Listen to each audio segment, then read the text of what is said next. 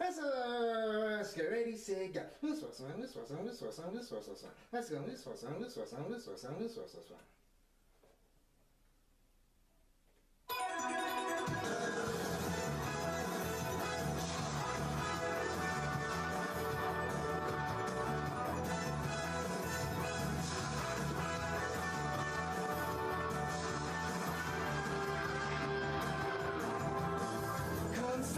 Rainbows in the sky, let's fly away like a bird. You're free to see the boundless face of the earth.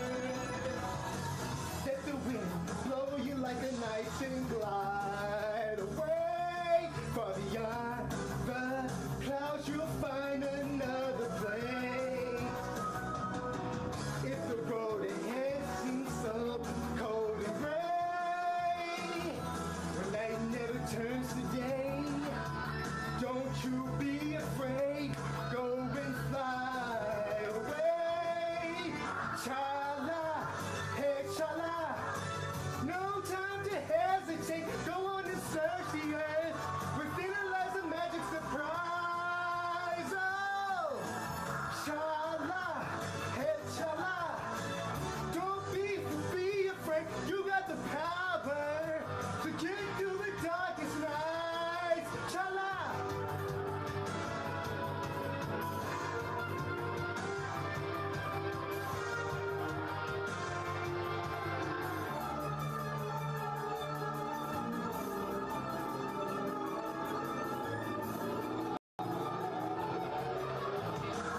Zooming down and round in the sky like a coaster. Hold on tight, or you may find yourself trapped in a maze. When that happens, you may think you will never find your way. As the past, you may take seem all the same. If the road ahead should lead you so cold and gray, when night never turns to day, don't you be afraid. Go and fly away. Chala, hey chala. No time to hesitate. Go on and search the earth. Within it lies a magic surprise. Oh, chala, hey chala. Be cool, don't be afraid. You got the power to get you through the darkest night. Hey chala. No time to hesitate. Go on and search the earth. Remember it is a magic surprise. Oh, chala, hey chala. Be cool, don't be afraid. You got the power to get you through the darkest nights. Chala.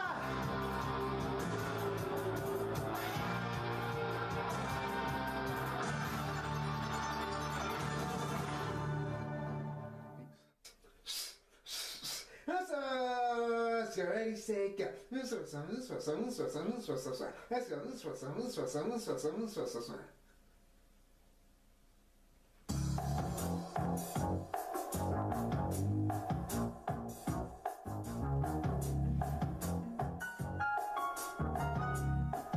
Hey, can I get to the yams?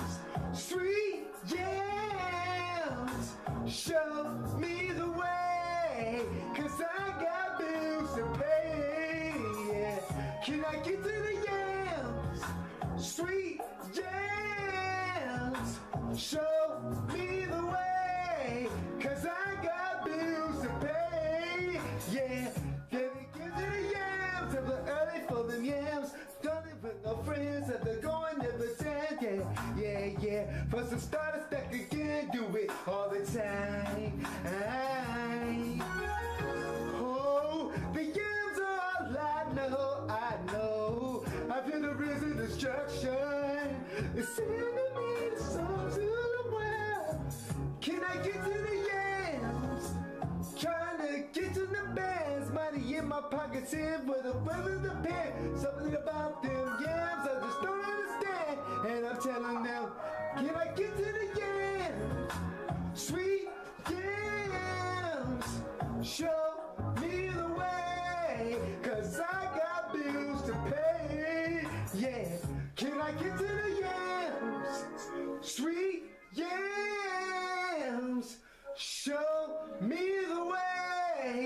'cause I got bills to pay.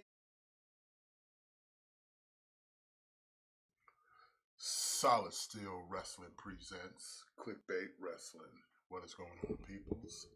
It's be your boy Smith, as always, joined by my North American thick boy tag team partner, Mattitude22. What's going on, Matt? Yeah, Matt? Oh no, the internet's got mad again. He must have been on the wrong boat. Oh no, what happened? Matt, where'd you go? Return.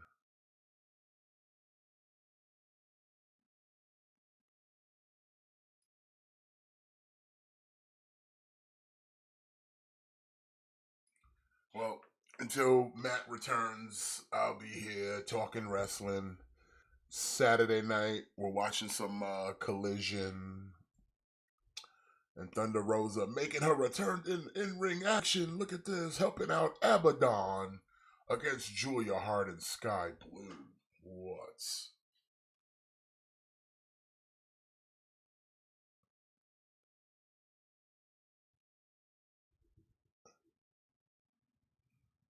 I don't know what happened to Matt, but we lost him.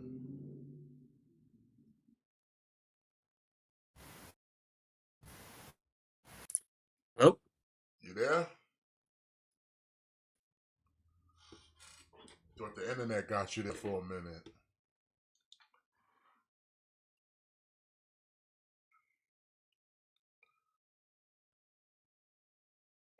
So I guess apparently now Julia Hart and Sky Blue are a thing now.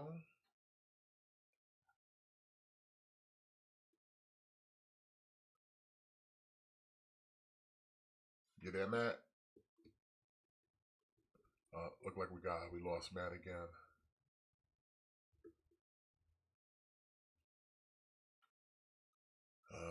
Internet be a fickle mistress sometimes.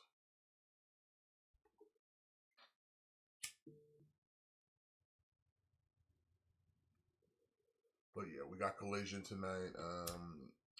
Talk a little bit about Final Battle last night, which not much to talk about. It's kind of a lackluster show. Charlotte Flair's out on injury. So, and of course, CM Punk, Seth Rollins. Is this a potential WrestleMania main event in the making here? All that and so much more at KliqBait Wrestling. Shit.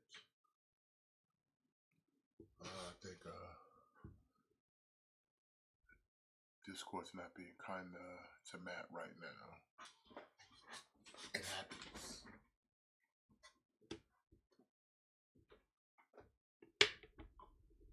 But yeah, we are live as always.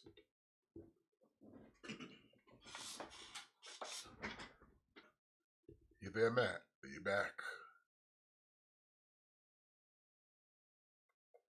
I guess he's not back. I guess you guys got me. So Yeah, I just I can't hear you like through the Discord. Like I can only hear you on the YouTube, like on the stream, but I can't hear you in the Discord.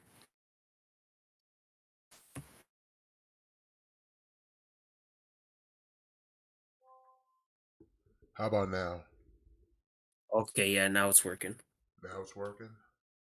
Yeah, like I was hearing you, but it was like for some reason it wasn't coming through on like Discord. You know what I'm saying? Got you. Okay, we good, baby, we got it.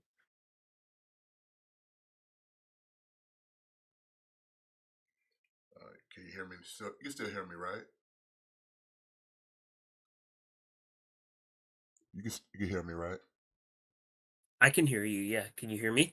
Yeah. Okay. I think we got it. I think it was just just some leftover from yesterday, you know, maybe Discord still being a little finicky, but that's okay. Yeah, it'd be that way sometimes. Let me how about let's see. Trying to make sure. I'm trying to see. I'm trying to test something out. You can still hear me, right? I can still hear you. Yeah. All right, cool, cool, cool, cool. Yeah, I was talking about how a few minutes ago on Collision, Sky Blue seems to now team up with Julia Hart to jump Abaddon, but then Thunder Yeah. Rosa came out for the save. Yeah. I'm okay with that. I know before her injury, I know Thunder Rosa was kind of getting a lot of like bad press, like she was getting accused of like sandbagging and all that. But I don't know. I like Thunder Rosa. I'm glad to see her back.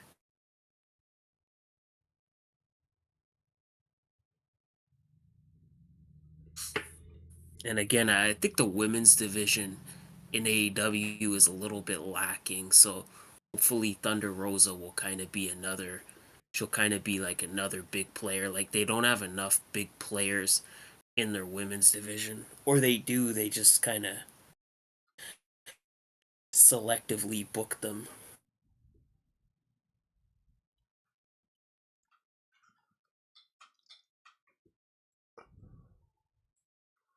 Or the acclaim. The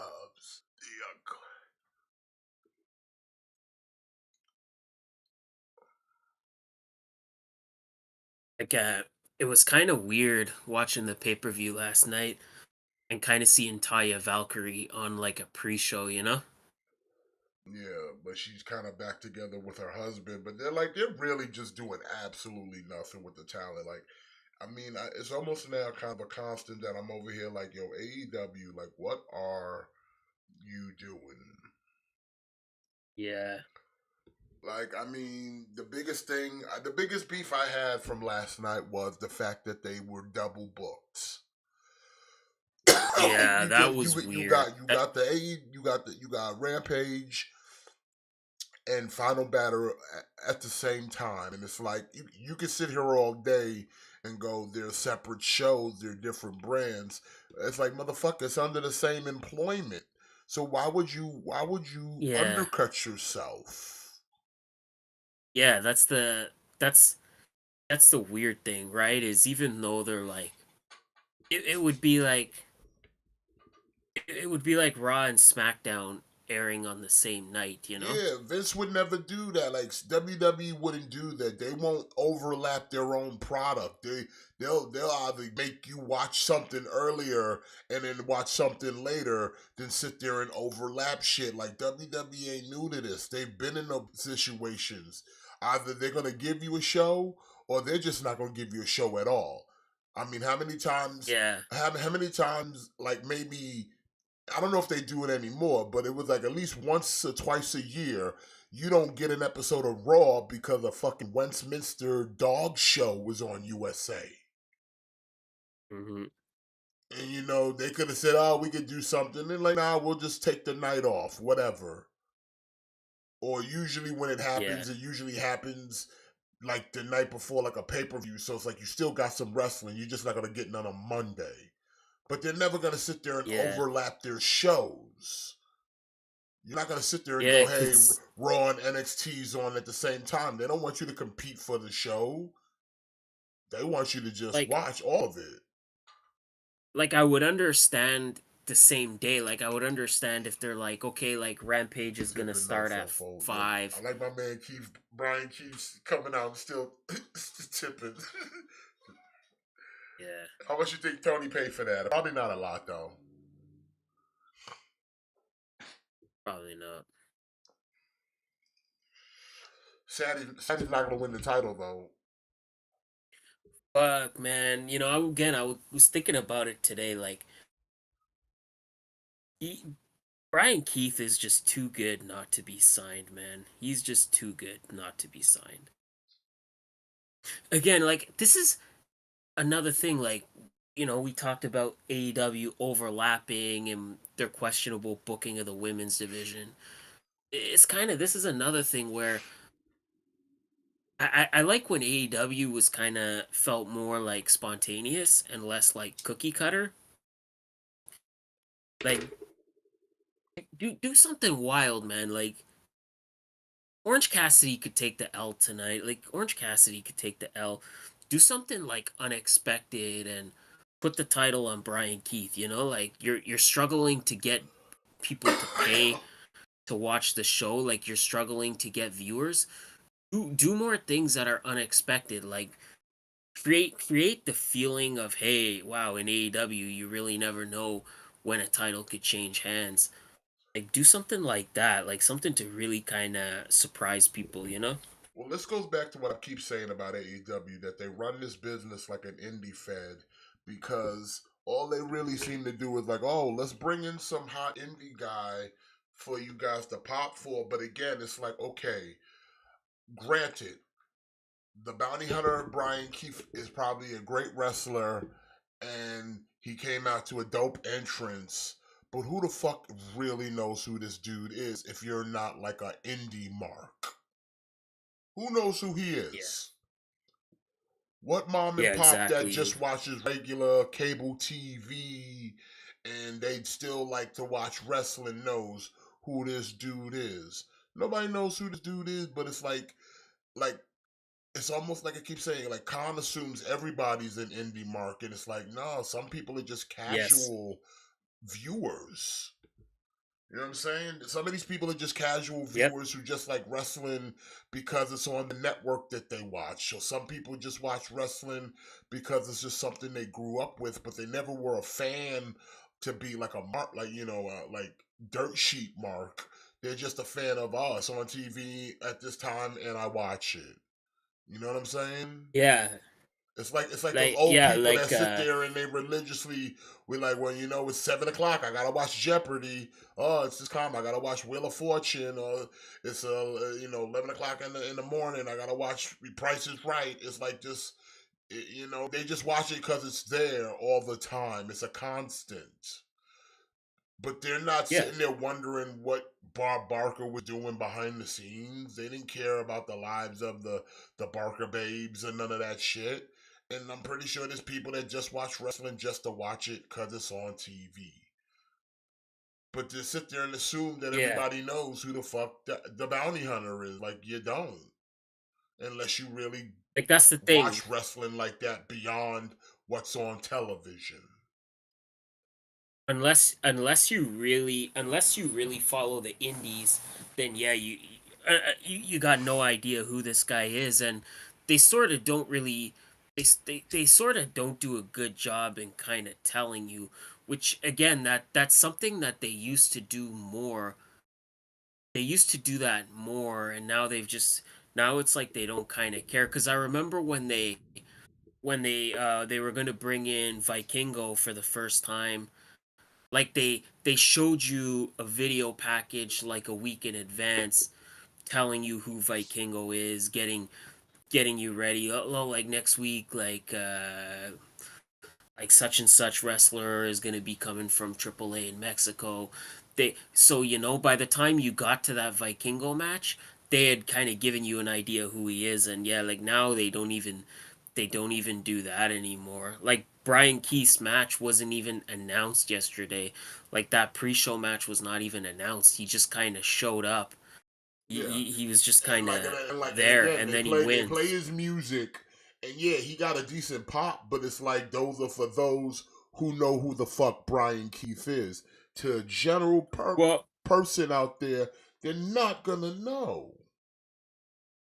like again, he's local to this. Like Yeah, that's they're another thing. in Texas, They're in and his he's from area, so Texas. yeah, so he's gonna get the pop because Yeah, he's local in that area exactly. and in the indie area. But I'm like I said, if this was in some other state, do you think the reception would have been the same? Probably not.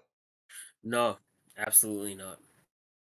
But it's like Tony likes to keep bringing in all these indie darlings, and it's like it's fine, but unless you're gonna add them to the roster and make them a fixture, to just bring them in to do a couple one shots doesn't do them any favors, doesn't do your company any favors.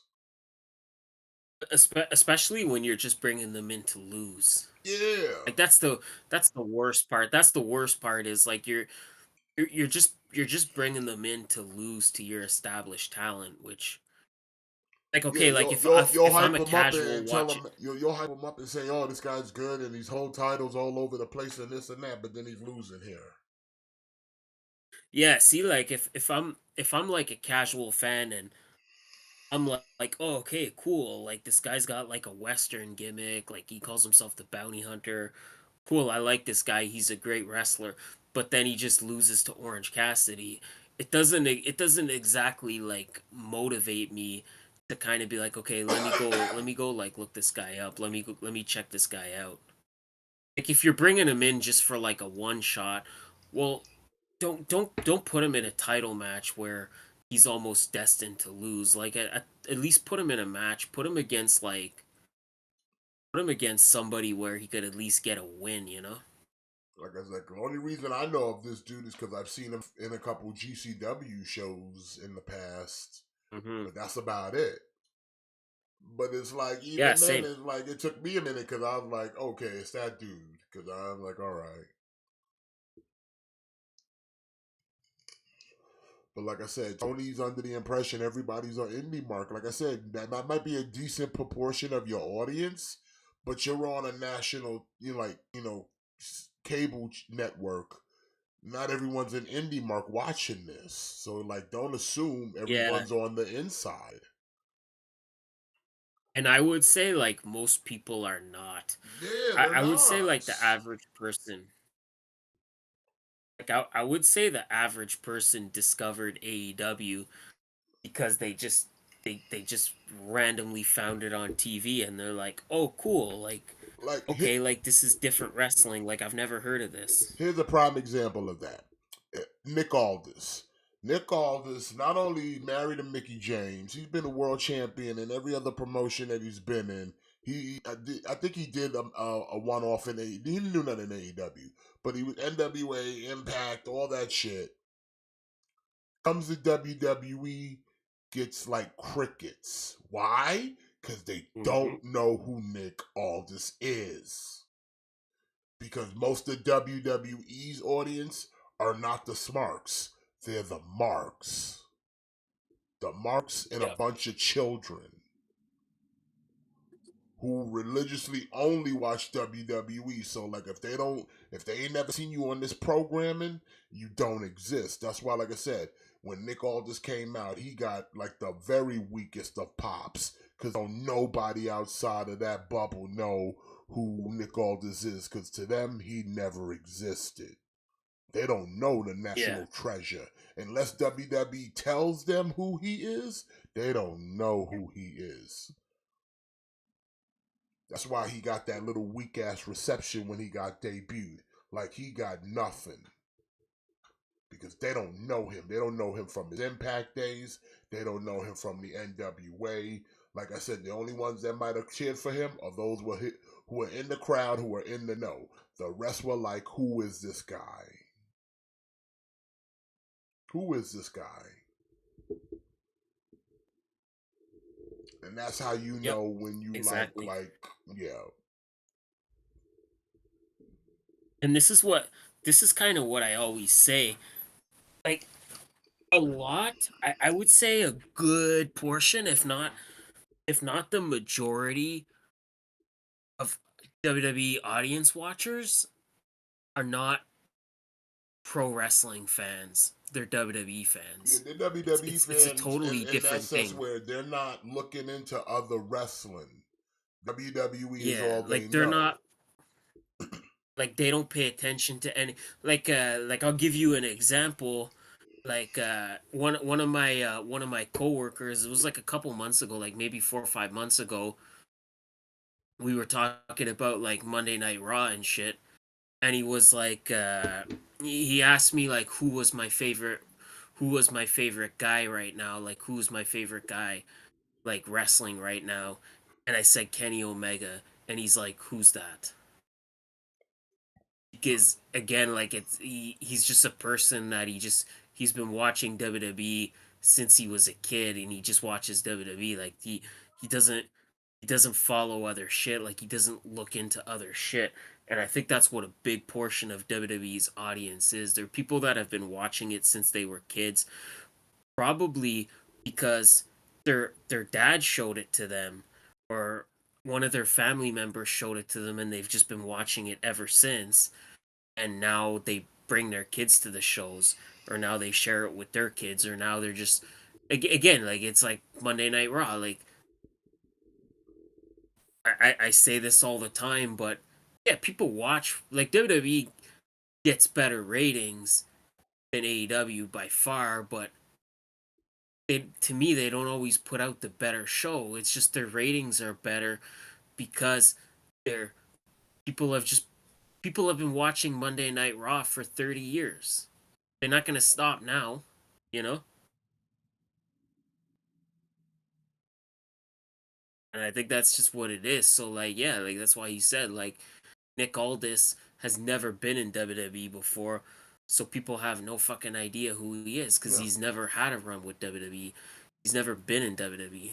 Now, like I said, if WWE wants them to know who you are, they'd have gave them a hype package. They'd have told you everything they think they need to know, or they're allowed to let you know, Uh, whatever. Orange Cassidy But they retains don't. too. No They haven't. Yeah, surprise. no surprise. He retained. But Now, speaking of, since we kind of on AEW a little bit, uh, kind of I breaking. can't say I was overly expecting anything different. Yeah, but kind of breaking news that kind of dropped the other day. Kenny Omega is out. What was the condition? I The don't know. situation. I think somebody's got to sign Brian Keith. Yeah, but I mean, yeah, Omega's out. Again, I think he's just too good not to be scooped up by somebody. Okay. Hey, can you hear me? God damn it! This thing is fucking.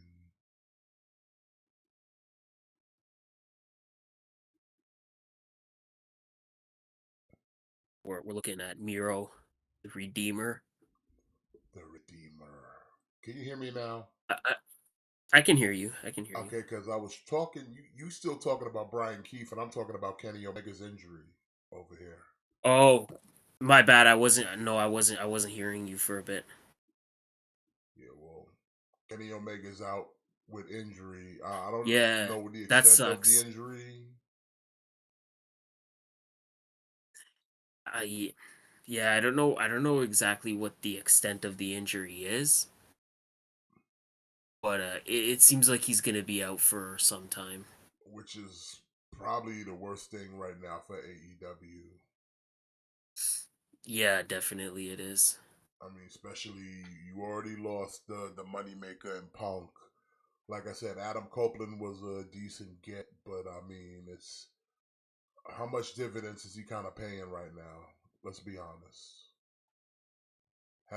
Like I said, Yeah, has the needle really shifted with Adam Copeland here? yeah. Has the needle really No. shifted? Because I'm not seeing really much progression in anything. I'm just seeing like yeah, nothing really happening. Like nothing really happening. I think. I know. They said they got Will Ospreay, but it's like again, Ospreay's another one of those people where it's like, okay, that's fine for the indie folks, but does the general audience know who Will Ospreay is? You're assuming everyone No. watched New Japan out here. Guess what? They didn't. Hmm. They didn't. The Yeah. general wrestling fan that normally watches AEW, hell, even maybe or watches WWE, I mean, who might peak at AEW, don't know who half your roster is, and y'all don't do nothing to introduce them. So, like, you know, what are they supposed to do? Like I said, like you, oh, we got Will Ospreay. Okay, who's Will Ospreay? Who's Hmm. Will Ospreay? How do I know him? Who is he fought? Has he been to WrestleMania? Was he in WWE? No, then I don't know him. Like I said, the general audience Why doesn't should know I? these people.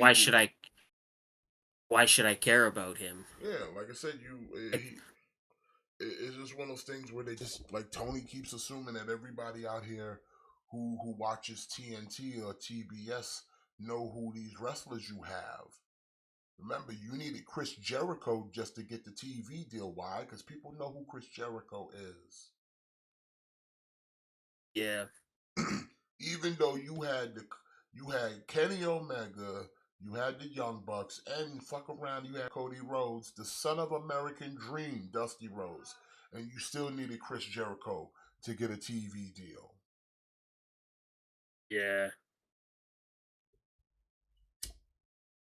I think going back to the Adam Copeland thing for a minute, again, I think it's I think a little bit I would blame a little bit of it on his booking, you know?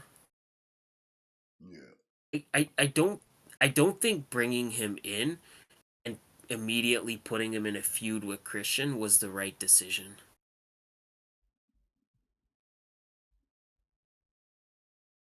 It's just because that's something like people have seen before, you know?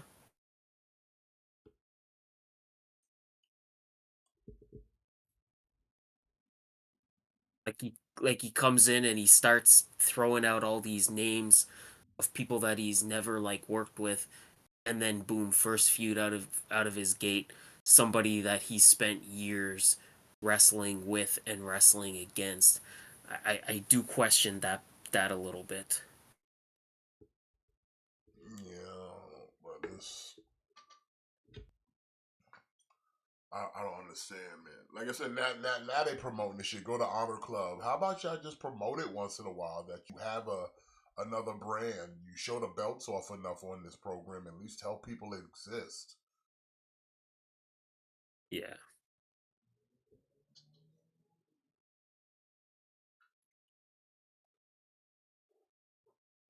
But yeah, Omega being out is definitely like probably the worst possible thing they could have at this moment in AEW because he's kind of your figurehead. Yeah.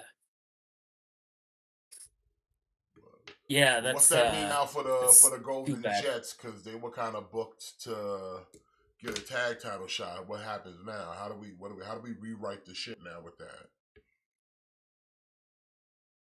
I don't know, like or does Jericho get a replacement, or we just scrap it entirely? how would you feel about Jericho teaming up with Paul White again? No, Oh, no? no. Especially after seeing Okay. him come out a few weeks ago. What's going on, Alex? After he came out a few weeks ago hobbling with them weak ass knees. No, no. And in fact, if anything, get someone who's in the company that's an active wrestler. Don't get Big Show. Don't get Paul White out here. Like get someone who's actually who should be wrestling and needs to be exposed. Don't pull his ass out. He could barely walk. So like no. What about Ibushi? I mean, if you want to get Kota Ibushi, then get Kota Ibushi. If you get him, get him. But I mean, That could kind of that could kind of make sense, right? Because okay, like Kenny's hurt, so who do I default to? Kenny's other tag team partner. you can do that if you want.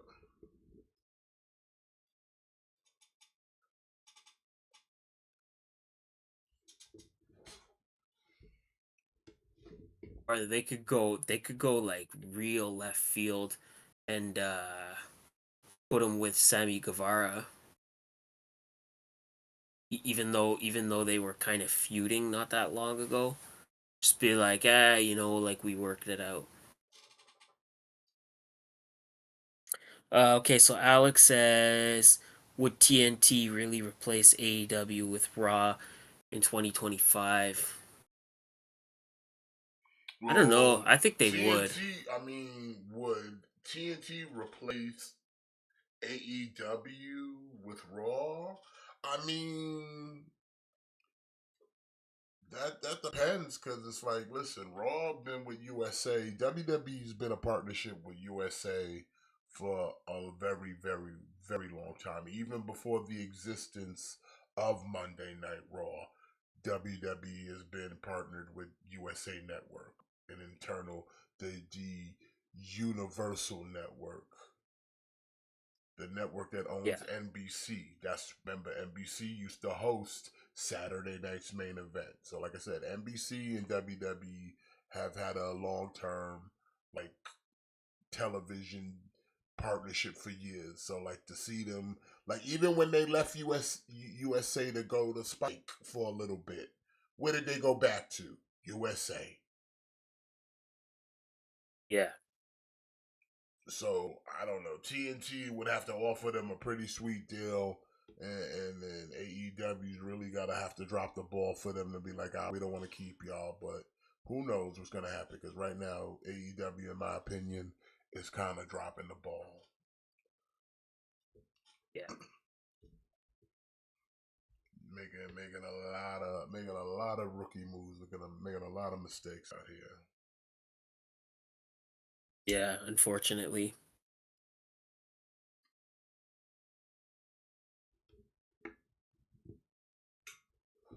I don't know, man. You know, I think I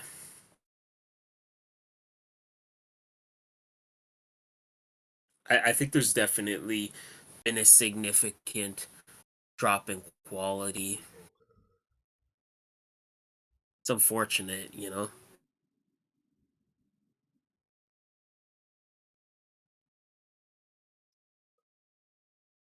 All right, you can still hear me, right? Yeah, I can hear you. All right, cool. Just want to make sure. But yeah, I totally agree. Like, I think it would have to be like a really good deal, I think, for TNT to pick up Raw. Yeah, because like I I said, would be surprised to see USA kind of just let Raw go, you know, but who knows? I mean, you see, this how like let's see, listen, the money they offered, it's like, listen, it's a time slot that's kind of been well known for a good couple years, and it gets some Yeah. ratings and all that other good shit. So, like I said, it depends.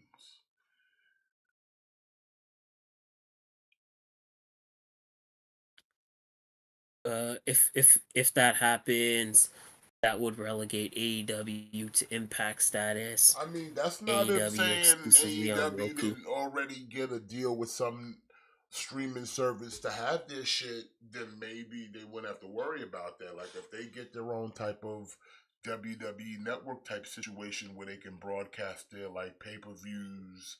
Cause like right now they sitting here basically wanting you to pay a premium service to watch Ring of Honor, right? You got to buy the Honor Club, Yep. correct? Yep. Yep. So what's to stop them from going like, okay, if we get a deal with like a HBO Max or something, the way you just now you watch all our pay per views on Max. Now you watch Dynamite on Max or Collision on Max, all that type of shit. What's to stop them from doing that? It's possible. No. And like I said, especially right now where it's like, you know, it's not they're not doing like I said right now everything is kind of we're in year 4 of AEW and it's not the best as of right now. Like I said, a lot of screws are coming loose on the machine a little bit here. You know, you're losing some of your best players. You're throwing out golden tickets. You got potential future prospects out here making poor decisions, leaving them to be sitting out suspended for months. You know what I'm saying? You got a whole lot of things going on, and your only saving grace is a former WWE star came to do a program with another former WWE star who's basically probably one of the only good parts of our shows at times is when this dude's here, and that's about it. Everyone else is just bleeding on each other in Moxley matches. It's like the only saving grace right now is like kind of decent content is Christian Cage. Yeah. Christian Cage is honestly he should like when AEW gets a Hall of Fame, he should be like the inaugural inductee to their Hall of Fame because he's literally saving AEW right now. Yeah. Because consistently, anything Christian Cage is doing is by far the best part of any AEW show. We got Mercedes Martinez and Diamante versus Willow and Statlander in a street fight. Okay. I'll go with that. So two women's matches tonight.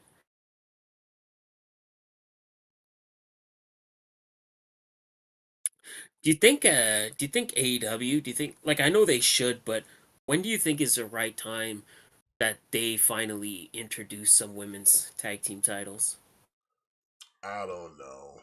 They need to situate their singles first because you got a majors and a mid card.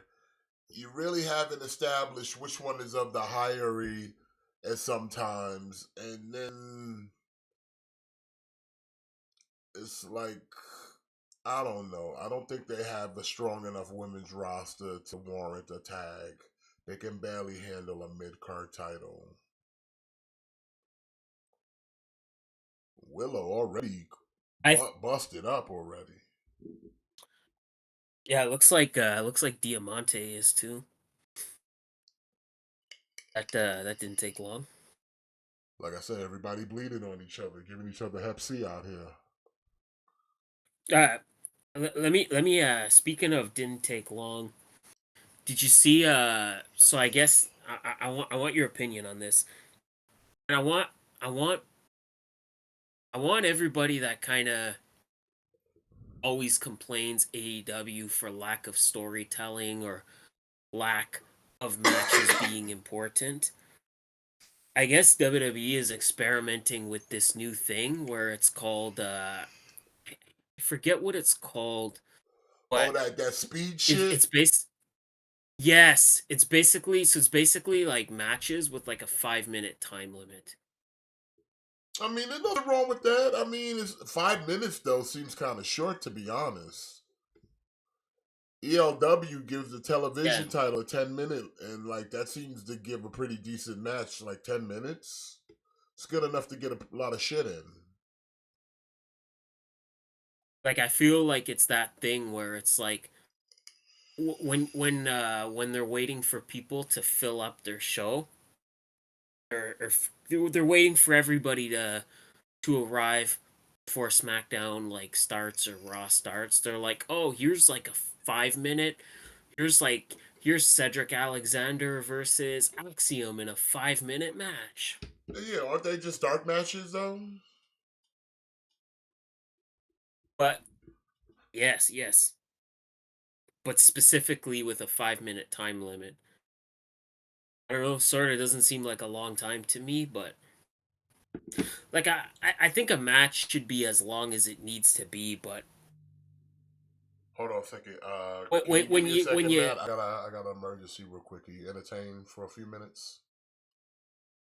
chat, in,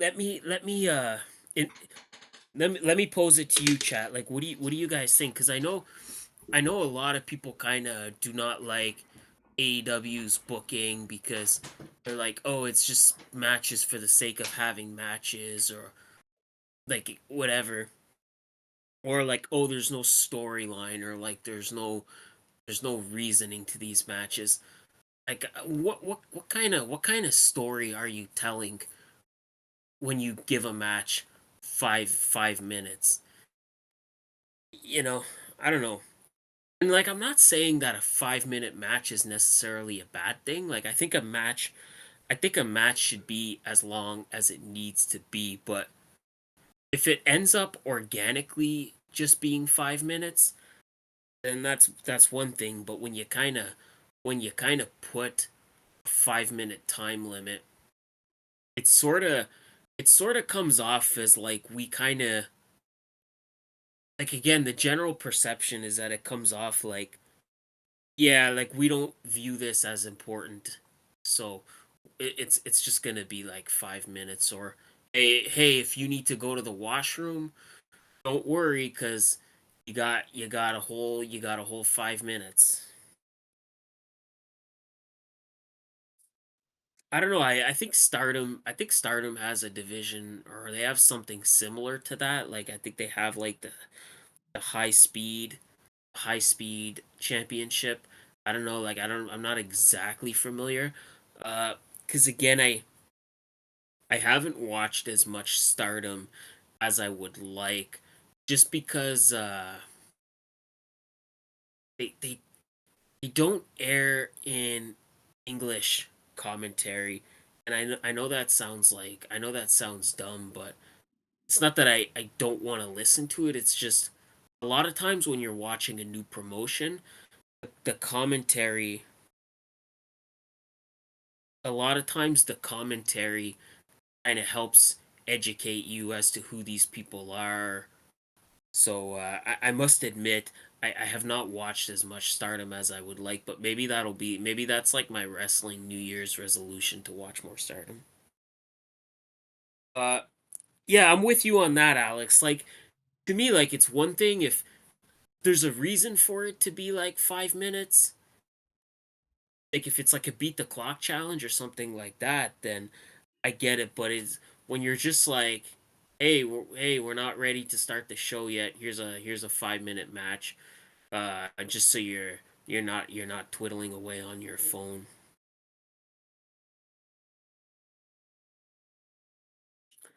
But I don't know. This could be an interesting idea. Like I said, like a match should be as long as it needs to be. Like not every match needs to be like 20 minutes, right? Like some matches they only need to be 5 minutes, but it's an interesting idea. We'll see where it goes. But it's just the fact that you're kind of telling people it's only gonna be like it's only gonna be 5 minutes. Or again, unless it's like I think uh I think when NWA, like I think their TV title matches were only like 6 minutes or something. That was a little bit different. Maybe it was different. I don't know. Was it? I don't know. But yeah, I digress. I definitely need to watch more Stardom. Let that be the takeaway let that be the takeaway from this, that I definitely need to watch more Stardom. But yeah, so we got this street fight going on, and it's pretty intense. Like man, they kind of they're beating the shit out of each other.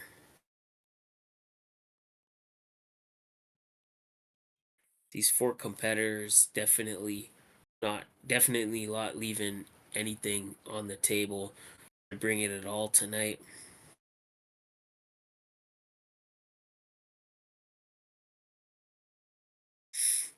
It's uh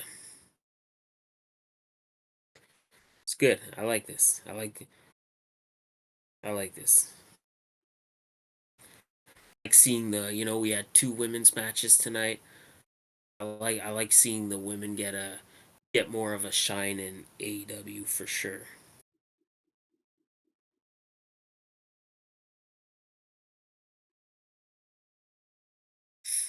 Using that briefcase.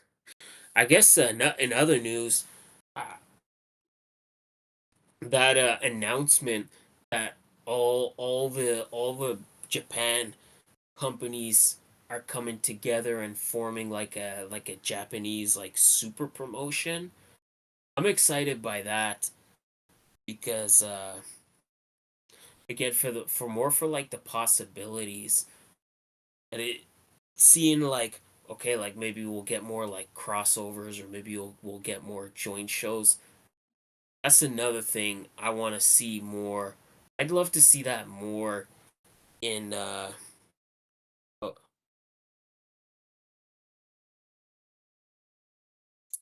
yeah, Alex, I'll agree with that. I think Nick Aldis and Adam Pierce, I think they're both doing great in their roles. I think just having an authority figure again has been really nice. It's just not the same when it feels like they're just being, they're just everybody's just being controlled by this like invisible presence, it's not the same. Like I like having that GM. I like having that authority figure. But as much as I enjoy Nick Aldis as the GM, I would definitely like to hope that he's gonna lace up those boots again at some point. I wonder if the I wonder if the Randy Orton kind of RKOing him. I wonder if that's kind of was that kind of maybe meant to plant the seeds for something. Because where does Randy Orton kind of fit in WrestleMania? Because it seems like it's certainly not going to be him and Roman at WrestleMania. So I don't know. I don't know. Yeah, Nick Aldis definitely great as GM, but yeah, he's got to lace up those boots again, man.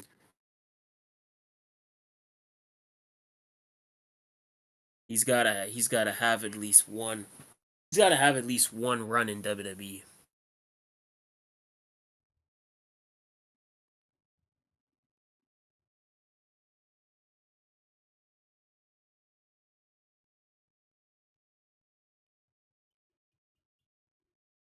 Now we got timeless Tony Storm.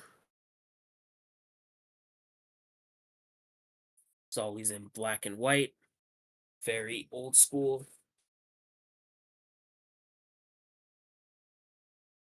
Speaking of stardom, Mariah May. She is delightful as always.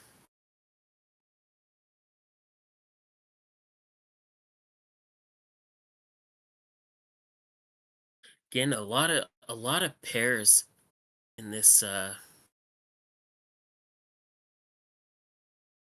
lot of pairs in this women's division, which again brings me back to the women's tag team titles thing because you got a lot of like you got Willow and Chris Statlander, you got Julia Hart and Sky Blue, you got Mercedes Martinez and Diamante, you got Tony Storm and Mariah May. You know, you could have you got Ruby Soho and Soraya. Like you could always throw some other pairs into the mix.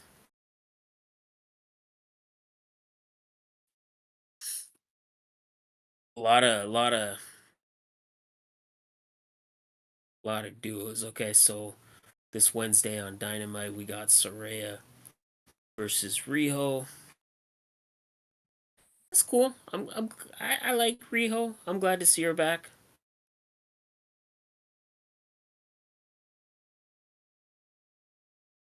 I'm not mad at Riho being back.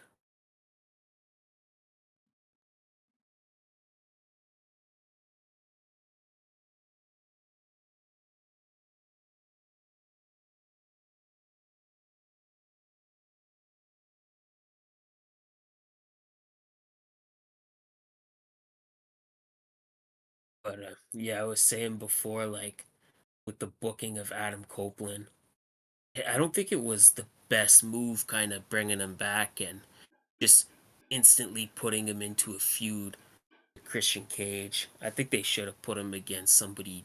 Like I think out of the gate they should have put him in a feud like Adam Copeland versus like somebody brand new, like somebody that he's like never faced. Like maybe put him in a feud with like Powerhouse Hobbs or something, you know?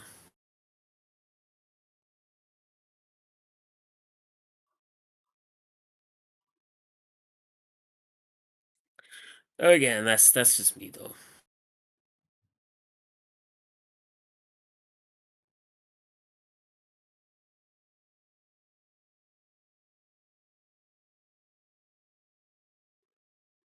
Uh yeah, big return for AJ. And he looked good, man. He looked ripped. Like he looked like he saw Randy Orton at Survivor Series and he was like, yeah, he's like, yeah, I could do that. He had taken out Roman and taken out LA Knight. I'm thinking because AJ kind of disappeared for a little bit. Wasn't he doing something with LA Knight before he kind of disappeared for a minute? And it's hard for me to remember. Like I know he was just outright squashing Karrion Cross week after week, but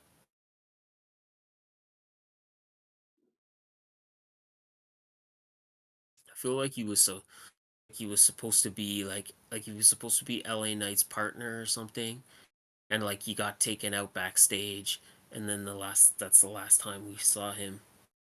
I wonder if him going after LA Knight was a callback to that, or if it's just like,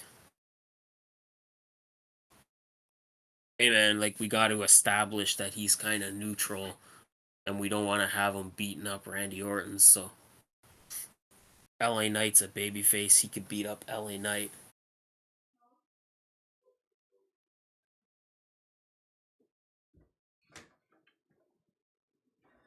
I don't know. I don't know. We'll have to kind of wait and see. But he definitely looked like a monster. There's no denying that.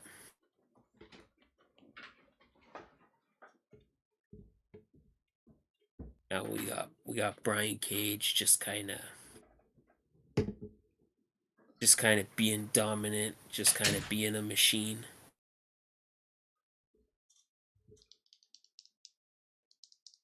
Alright, I'm back, people.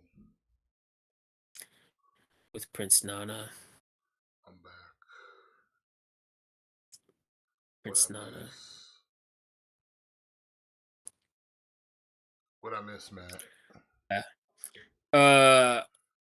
On Collision, not too much. Brian Cage just basically squashed his opponent. What we talking about? AJ Styles now? What's this? Yeah, so Alex was just pointing out that kind of likes that AJ Styles seems to be like more like neutral right now. Well, Because I hopefully, guess listen. he made I think this is one of those moments where we need to get AJ back in the main event scene. for me, and I've been saying this for a long time. Roman needs to drop the title big time. Listen, Trunks. AJ tightened up. That's all it was. He got up in the gym. He got swole. He had to beef up a little bit. You know, he had to tighten it up. He didn't want that dad bod. Yeah. You know what I'm saying? Okay, so yeah, so I kind of brought this up, but now that you're back, did you see that that new that like Japan like super promotion? What super promotion? Uh, it, maybe super promotion is not the right word, but basically there's like 11 or 12 different pro wrestling companies in Japan that have basically all formed like a partnership. Oh, I mean, that sounds good. So it's like New Japan, like Noah, DDT, All Japan, Big Japan Pro Wrestling, Stardom. I think there were some other So ones, what are they doing? A super but show, or are they just like swapping talent? I again the details there wasn't a lot of details, but I guess I would imagine it would be like both. Like maybe they'll make it more like where like hey like okay we want to have like Tanahashi wrestle on our pro wrestling Noah show. So how about you send Tanahashi over here for a month or something, and we'll give you Keno, and you could do something with him. or maybe it'll be more like joint Or shows. maybe like, everybody's talking about where Okada's gonna go. What if he decides to go to DDT? What if he decides to go to Noah? He don't got to come to the States. You know, I, I mean, he could. Yeah, he definitely could. everybody's assuming he just gonna come to the U.S. and wrestle for the E or AEW. He might just want to stay home and wrestle for the other Japan companies. He ain't like, hey, it's not like he ain't got other options out there. Yeah, he's got options. Yeah, there you go, Alex. United Japan Pro Wrestling. I think that's what it's called. It's a cool concept. I wish that like here in North America, I wish that our companies could kind of play nice together and that we could kind of get something like that, you know? Oh, Keith Lee pulling up on him.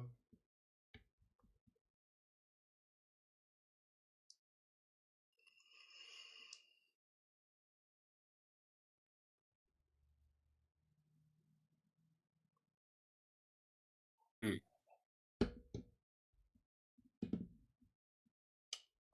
Eddie Kingston, my least favorite. Every day becoming my least favorite wrestler. Hmm.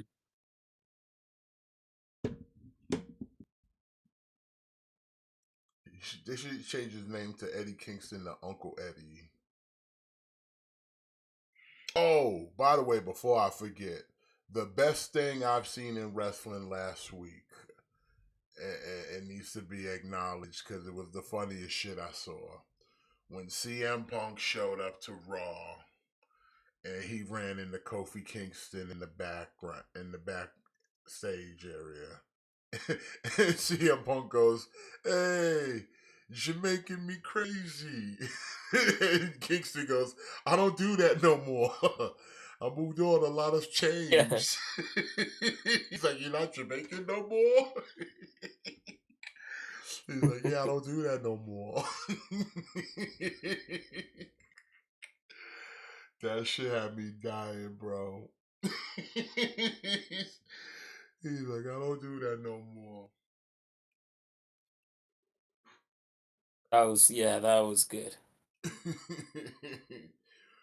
I'm like, yeah, I don't do that no more.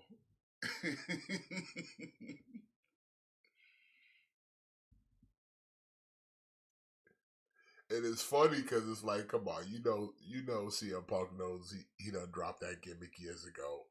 It's just, it's just one of them motherfuckers be stupid as shit.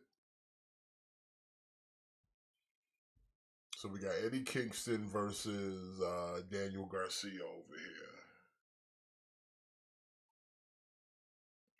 Oh yeah, Liv Morgan did get arrested for some marijuana, which seems kind of weird. She in Florida, ain't that shit legal in Florida? I could have sworn it But was. it was something different though. Like it was marijuana, but it was like what's K2? I don't know. They got like different strands of marijuana, but either way, it's like that shit's supposed. Most states nowadays, the shit is legal, and I could have sworn it was legal in Florida, but maybe I'm mistaken.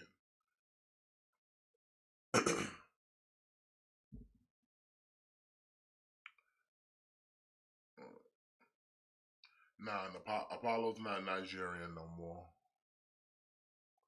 Like it was something like it was like synthetic marijuana or something. And she probably has some like vapes or some shit. I don't know. But I don't know, like, man, what you doing? Don't you know you're supposed to get that shit delivered, woman?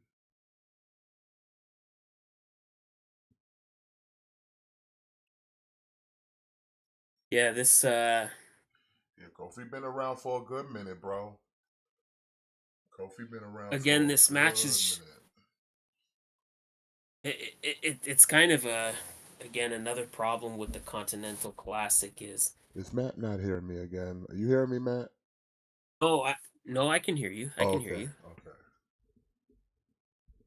Uh yeah, like I don't know like Pot is kind of weird to still be like.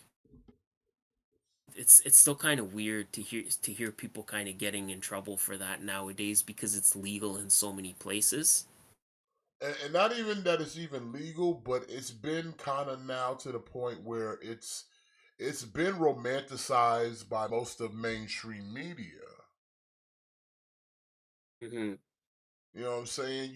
You have shows where people talking about, oh, I have my edibles or this or that, and it's like you've kind of mainstreamed it to be almost a recreational thing. So like, yeah, how is Yeah. it such a how we still out here doing this when it's like mainstream media? You got celebrities out here. You got people sitting there just on live TV type shit smoking. All the biggest Yeah. celebrities and entertainers is out here endorsing this shit, and we still out here like, oh, this illegal. Is it really? So go arrest them. Go arrest them. Oh, it's legal in their state. You don't even know where they at right now. Yeah. I wonder if for Liv, like probably just a case of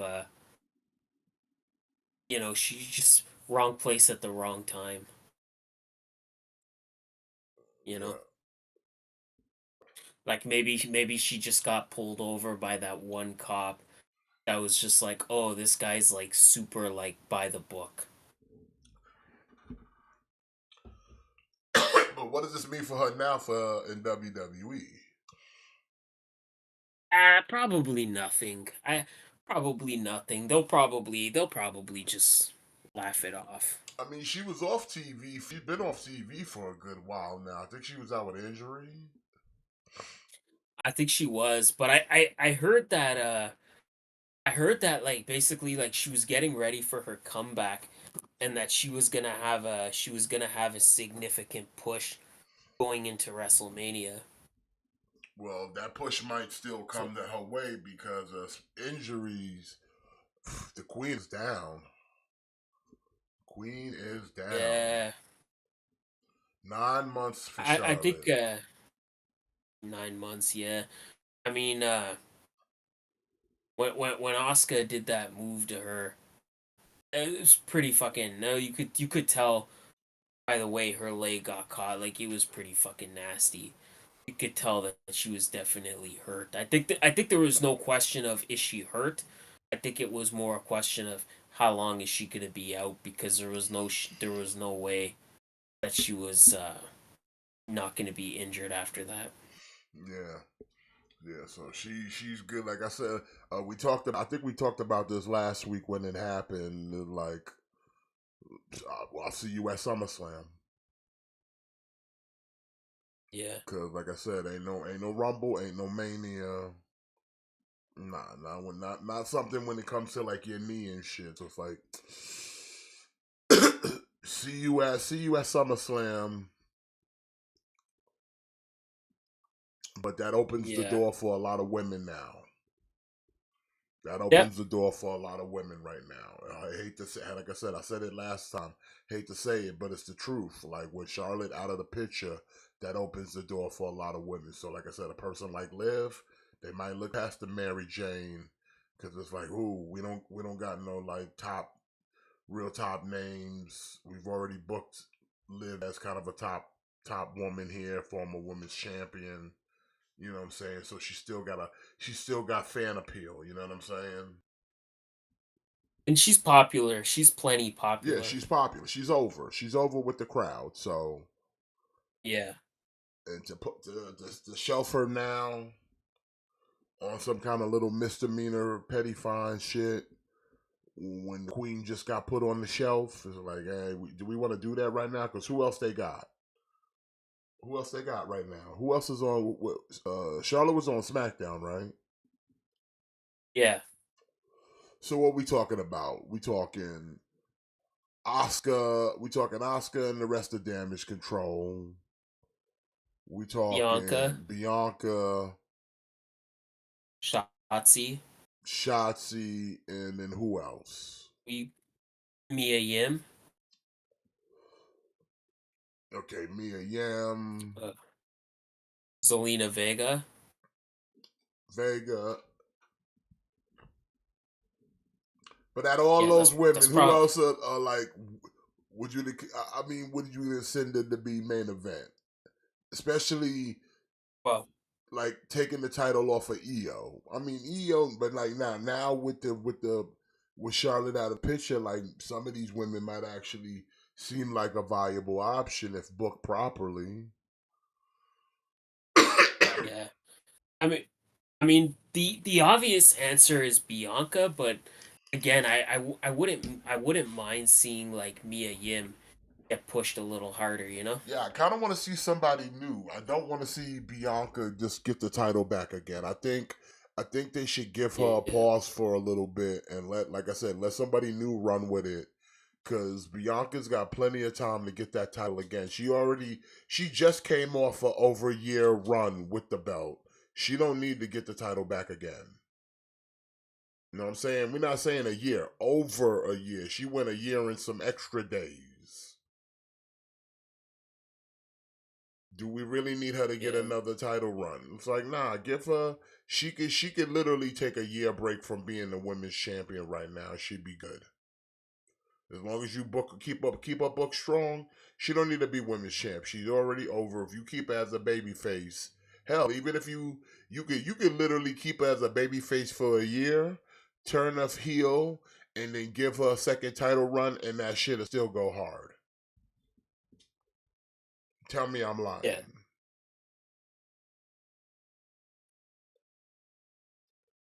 No, you're not lying. You're absolutely right.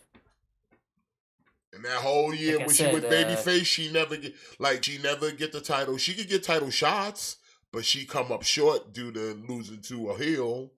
But I would say like just keep her away from the title for a whole year as a baby. Bring her back as she turned as a heel, get her the title, then she go on a heel title run. She already did the whole run as a baby face. Let her do a heel run. yeah. But like I said, as of now, I don't want to see Bianca regain the title. If anybody's gonna take the title off of EO, I'd like it to be somebody new. But so far, Uh, they need to book the rest of the women's roster like they mean something.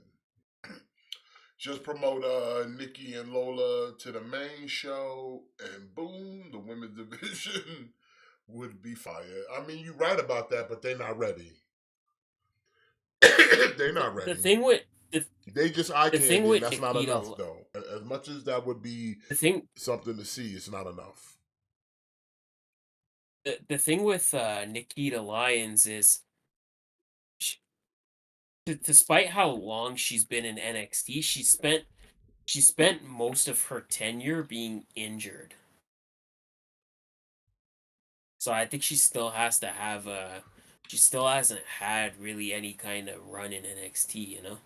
She had two major injuries almost back to back. And booking her as like a TikTok, Twitch star ain't gonna get her so far. Okay, they can do all this stuff on social media, but like I said, it's she gotta be able to perform in that ring. Yep. Her booty can only get her so far.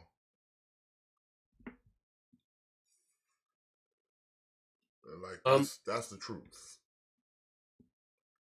I mean, Jade is another I one. would hope Jade ain't ready either. Like none of them are ready. That's why they in NXT.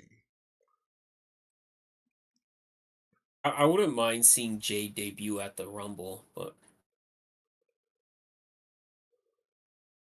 supposedly they're training her, they're showing her some new stuff. We'll see. I think Jade needs time. Nikita needs time. Lola needs time for the simple fact, like you stated, Nikita's been injured half of the time she's been there, so she needs actual time. Jade the same way. Mhm. Jade, when she started to gain a little steam and momentum, she got injured, so she needs more time. And Lola, she's green as shit, so she needs all the time in the world. I haven't even seen her really run a promo yet. So like let's not get ahead of ourselves. Like I said, if we want to just go off of looks, we can do that. But again, that's gonna get you You just gonna look like an Emelina at the end of the day. All looks and Oh, they ain't gonna have nothing hold for up. you. Just for clarity, Alex, are you talking about Jade Cargill, or are you talking about Cora Jade? Because now I'm realizing you could be talking about either one. You know what? I didn't even think of that. And listen, leave. I just thought of that.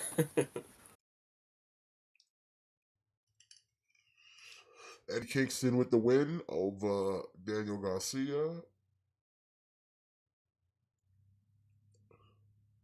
Okay, so he was talking about Jade Cargill. That's what I thought. Cargill. I mean, but Cargill. Here's the Um, thing. But Cargill. That's what they're doing with her right now. That's why she's not on TV because they got her in the PC getting that shit right. You remember if you go yeah, back to yeah, the scrum, Triple H said it best. AEW did not train her properly. They're going to train her how to wrestle the WWE way. So they got her in the performance center. They got all the coaches, everybody there. Regal probably there, Smiley there, and they sitting there training her how to wrestle like they do on Raw and SmackDown. They're getting her ready. They taking all that athletic ability. They are just fine tuning. They literally are carving that fucking coal into a diamond. People thought she was shiny before. Like, nah, it was rough. But they cleaning that shit up I'm right now. They're cleaning that shit up I'm right hesitant. now. I'm hesitant to agree on the not trained her properly part. But I just think like yeah, they're definitely they're they're they're they're finishing up what AEW started. I'm just Listen, here's gonna the kind of thing. say If it we like wa- that. I've watched enough of Jade Cargill's matches to see that there's a potential there, but she's sloppy. She's sloppy and she's unsure. You know what I'm saying? And that's See, I that's think and it's like, listen, that's what they're gonna get corrected in the PC. They're gonna get a home tune and be yeah, like, this is how we wrestle. This is how we wrestle, so that way you're not gonna be sitting there looking like a slow poke, or because like I said, we got a couple people in our roster that wrestle that way, and that shit just be looking weak as shit. But it's like you got more athletic ability, so you should do a lot. This should be a lot easier for you. yeah. Cause like, what's going on, Ian? By the way, but like, it's so that's why she not on TV because there's no purpose of putting her back in the ring and she not ready. No purpose putting in the ring and she not ready. They showed her off and was like, haha, we got your toy. Cause let's not make this kid twisted. That was AEW's toy. And now they like, Mhm. haha, we got your toy. And not only we playing with it, we giving this shit a whole new paint job. We straight gunpla in this bitch. We dipping her. Bo Dallas, the vignette on Ring of Honor. I kind of don't remember seeing that. Nah, neither did I. And they But didn't again, they didn't mention nothing listen, about like it last night either. So if I'm being honest, Deathsaurus had a good part of my interest last night, and the seas were super shaky on that pay-per-view, so I feel like I missed a sizable amount of that pay-per-view because I had to keep jumping on a boat. I had to consistently hop from boat to boat because the seas were very rough. yeah, you and I both. So I didn't see it as either. But we got Brian Danielson. Who's he taking on here tonight? Brody. Brody King. Mm. Yeah. So just going back to the Continental Classic.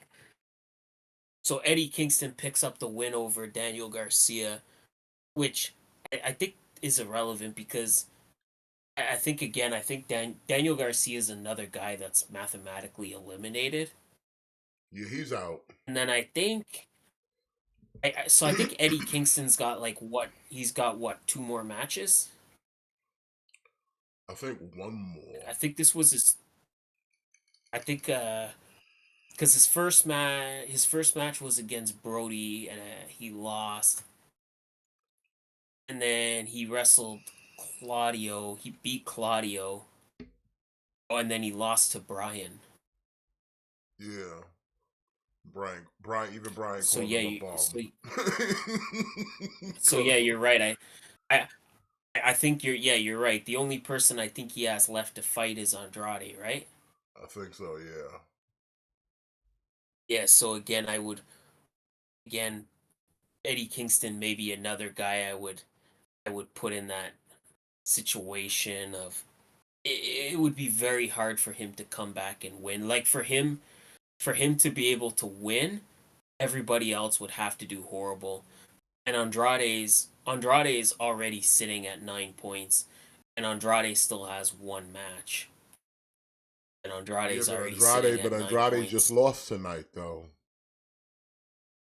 That's what I mean. So he still has one more match. So Andrade could conceivably finish with 12 points, whereas with Eddie Kingston, the most he can finish is with 9. Like Eddie Kingston cannot get more than 9 points at this point, whereas Andrade he could finish up with 12, and then I think it's the same thing. I think Brian Danielson and Brody King I think they're at 6 points each.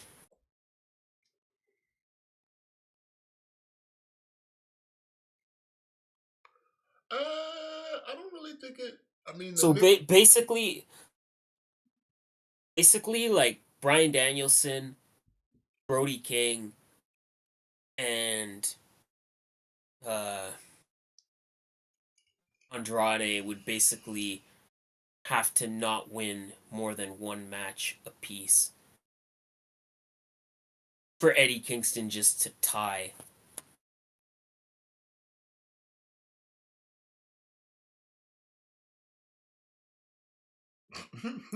So although not official, I would argue that probably Eddie Kingston is not gonna win. Again, like everybody else would have to do terrible. And on Andrade's next Eddie Kingston's last match is coincidentally enough against Andrade.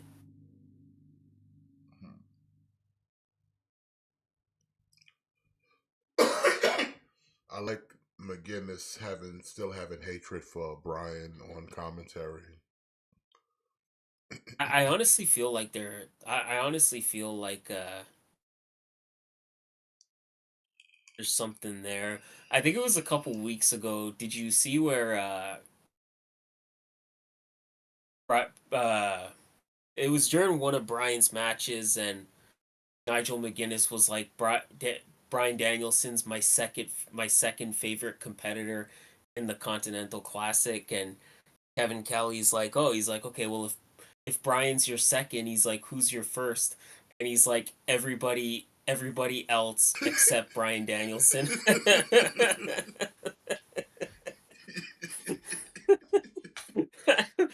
Oh, that shit had me cracking up.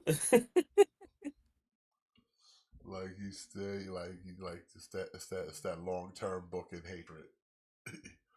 I say, listen, if Brian's having a final match at like by the time his daughter turns 7, he should have it with Nigel McGuinness. Yeah, I wouldn't mind you know, maybe have those two at the next all in, you know? Yeah.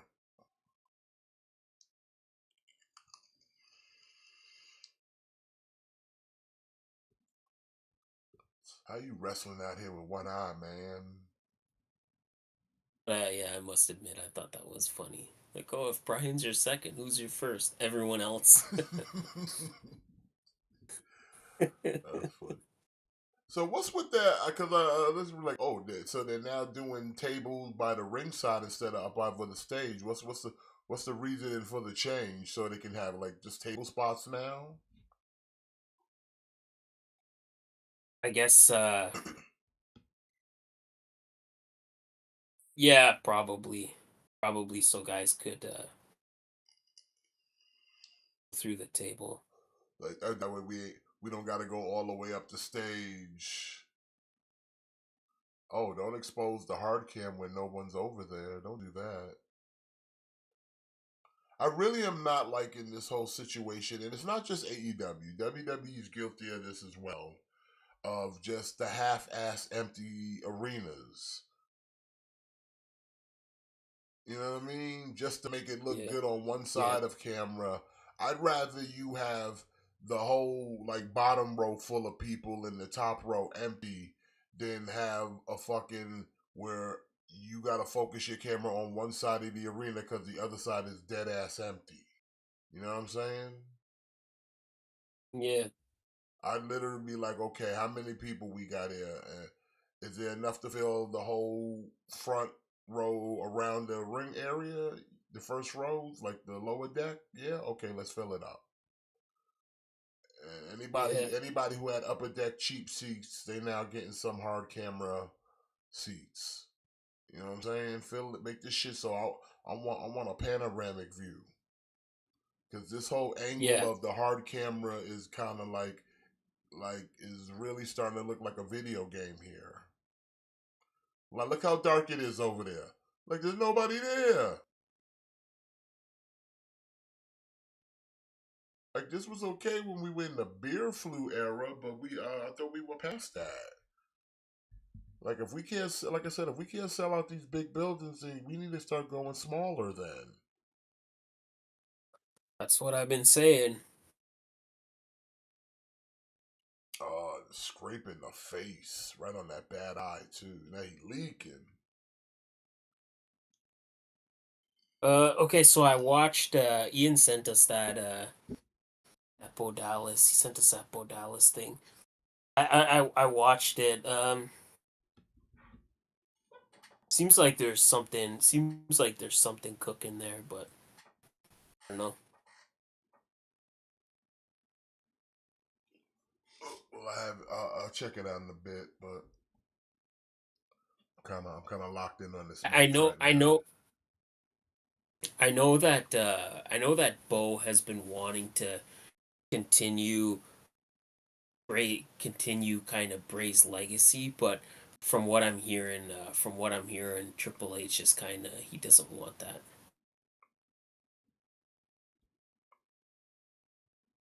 What he wants to still kind of continue, That's like what the Funhouse thing.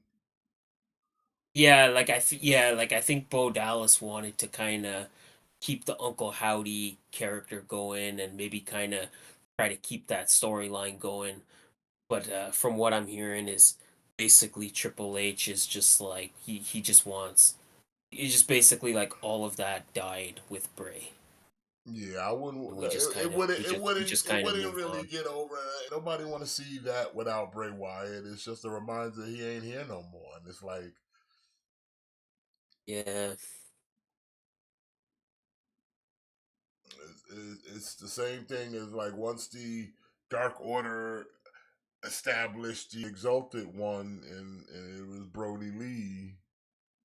Once he passed, it was like that shit. Like no one, like the Dark Order had no purpose.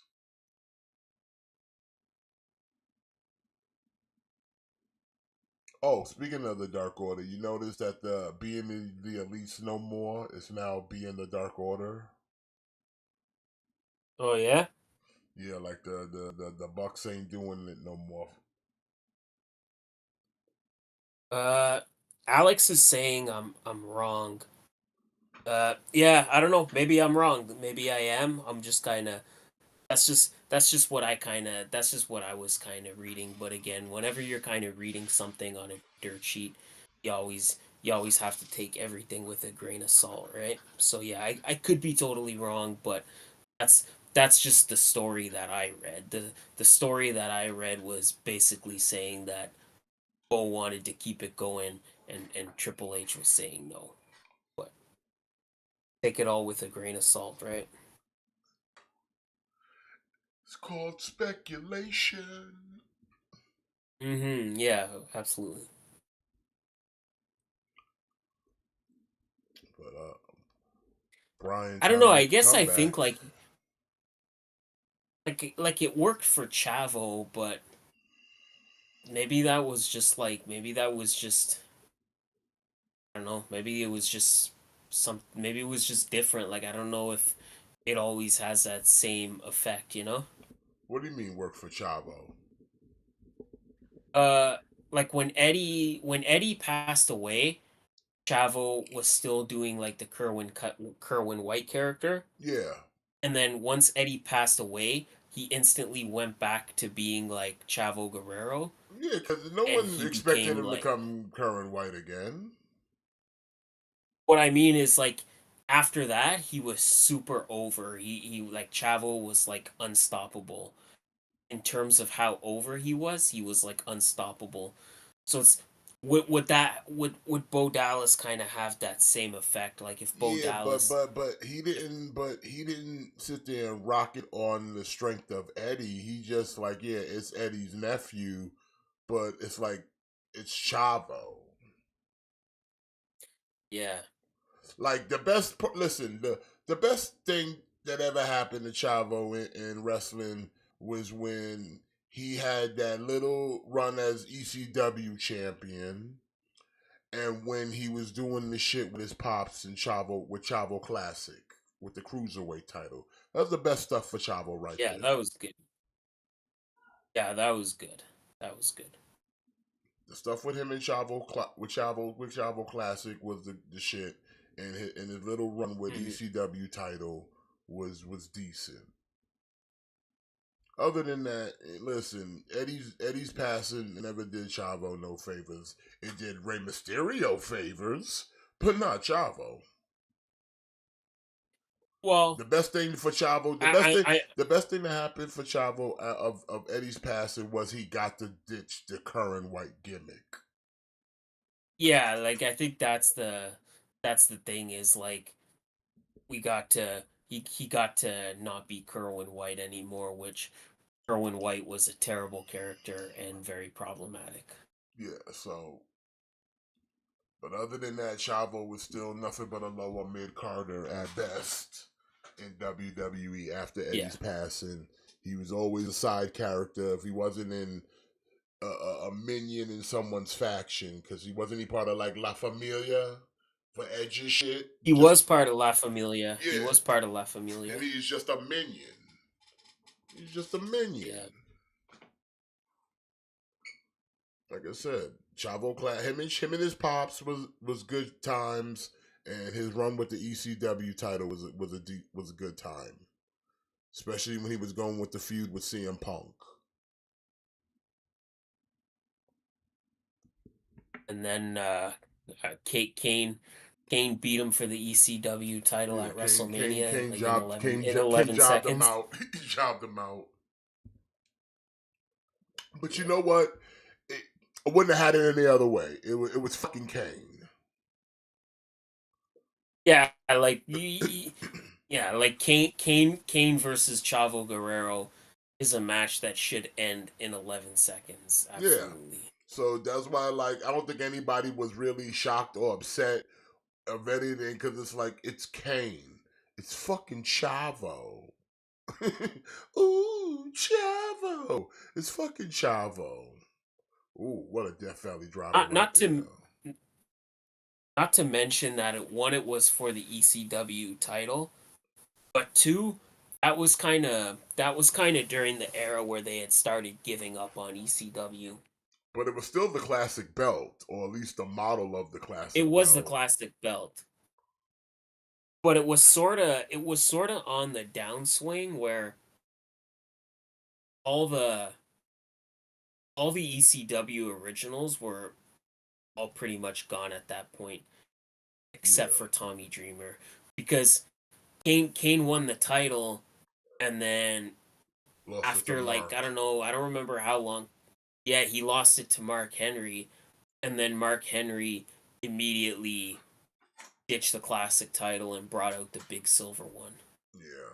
And that was pretty much officially like, yeah, it's dead now. So Kane was the last guy to really rock that classic title because yeah, Mark Henry very early into his reign he kind of debuted the big silver title when Tony Atlas was his manager, Yeah. and he was just like laughing all the time. And they changed it. It stopped being the ECW like heavyweight championship or the ECW title, and then it just became like the ECW championship, and it was like, yeah, they downgraded it like immensely. Yeah, like it was almost not even treated like a world title anymore. Yeah. Because I remember when ECW first came back. Like I remember when Undertaker won the Royal Rumble, and the Undertaker showed up on NXT.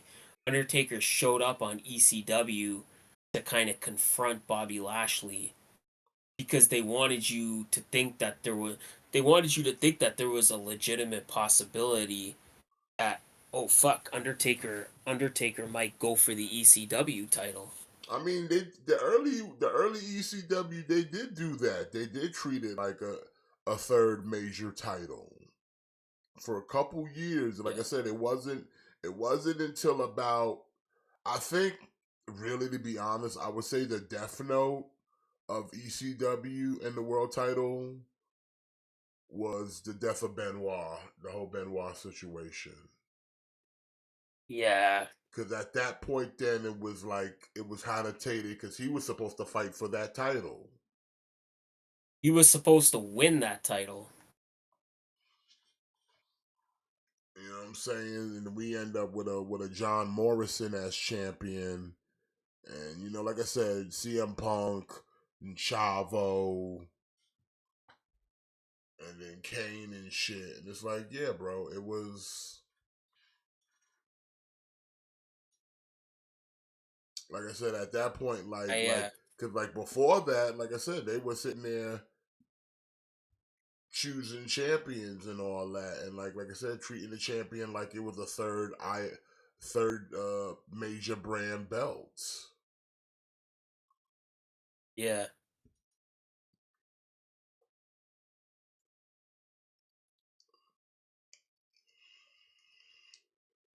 All right, now Brian got his win.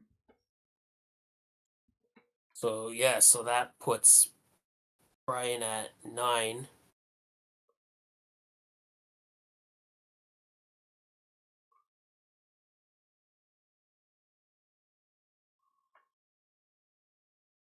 And I think Brian still has 2 more matches. I think he has one So more. I think he's got 2 because I think he started a week behind everybody. Like that first week he did not have a match. Like he didn't have a match until the second week. So Mm. I think he's like 1 behind. Gotcha.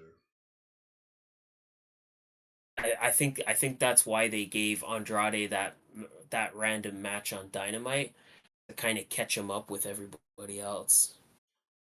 So in order for Eddie Kingston to have any kind of chance just of tying, like basically Bryan and Andrade would not have to win.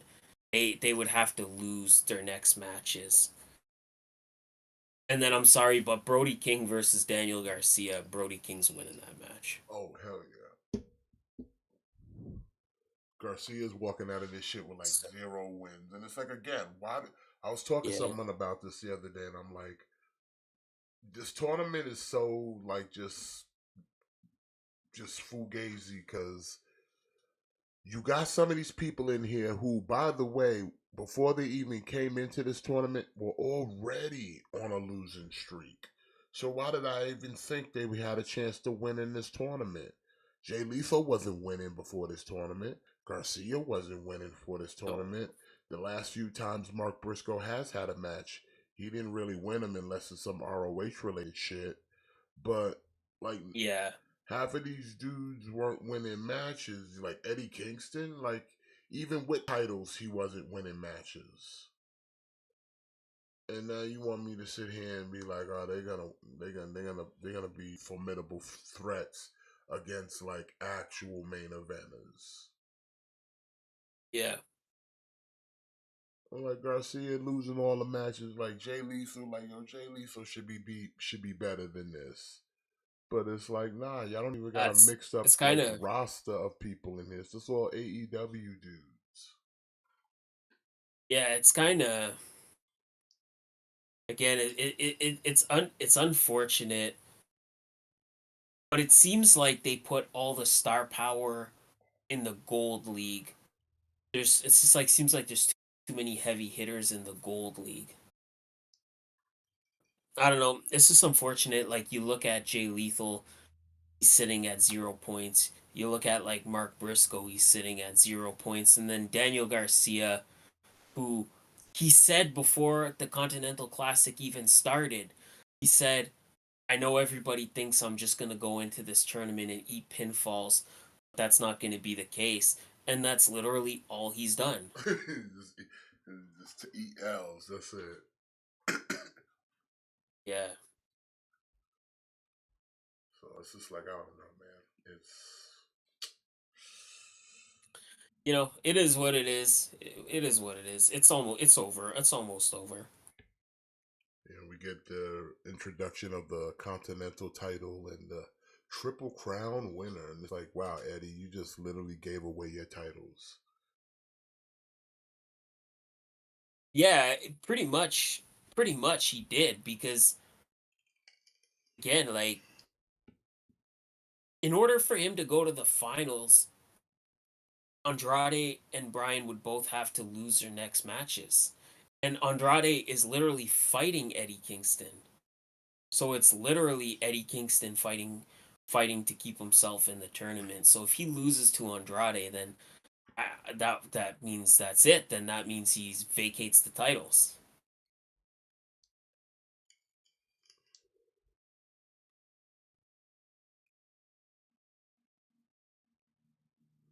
So I don't know, cause I don't know. Maybe they maybe they try to no pun intended swerve us and. Cause like maybe they gonna do something. Cause like I said, one half of the bracket's all almost dead even with half the wins, and the other one like Yeah. one guy's just running away with it. Yeah, basically on the Gold League, John Moxley is like even if John Moxley loses his next match, he's still in the lead. He's sitting higher than anybody. He's got 12 points. The only person that's kind of close to him is Swerve at 9 points. I don't even think that Roosh or I don't even think Roosh or Jay White could kind of catch up at this point. So I don't see how John Moxley doesn't win on the Gold League. And like Jay White is his last opponent. And again, like even if Jay White beats him, he'll still be at 12 points. John Moxley's had a perfect run so far. Even though he did got it, he had to grab a little tighty tights on Swerve though. So basically, if Swerve wins his next match, that puts him at 12 points. And I think Roosh is sitting at what, 9? Yeah, I think so. So basically, and I think it's Roosh and Swerve this week. So one of those guys is getting 12 points, which would tie them with John Moxley.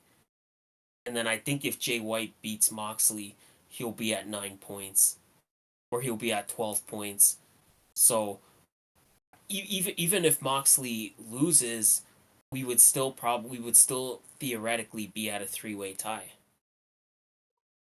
Because again, Jay White or Jay Lethal and Mark Briscoe are fighting this Wednesday. They're basically just fighting. They're basically just fighting to see who's gonna not finish at 0. They're basically just fighting for 3 points for the sake of not finishing at 0. Yeah. Uh, I'm not gonna comment because I already know what happens in that match. What match? The tournament match between Carmelo Hayes and Kevin Owens. Alex is saying should Trick cost Carmelo his match with Kevin Owens, or should Carmelo lose clean? But I already know what happens in that match. Why was it pre-taped or something? Well, yeah, they taped it last night. I think they taped it last night because I don't think there's any live. I Oh, think I Raw think might they're be doing. live, That's right. but I I think think they're giving. SmackDown is I definitely think they're gonna. giving them the week off during the holidays. Actually, Yeah, yeah. Like I could say it, but maybe some people don't want to be spoiled on next week's SmackDown. I hear you. Save it for off there. I don't mind spoilers. But yeah, so again, just going back to the Continental Classic, it would be really hard for me to see a scenario in which John Moxley is not winning the gold league because nobody could get ahead of him at this stage in the game. The I think the most anybody could hope for is to tie with him at 12 points. Nobody is going to get nobody except Mox is in the running to get a clean 15 points. So at this point everybody is just tying him. Pretty much. We'll find out soon. So more than likely it's going to be Mox. It's going to either be Mox versus Andrade or Mox versus Bryan. I'm leaning slightly more towards Andrade.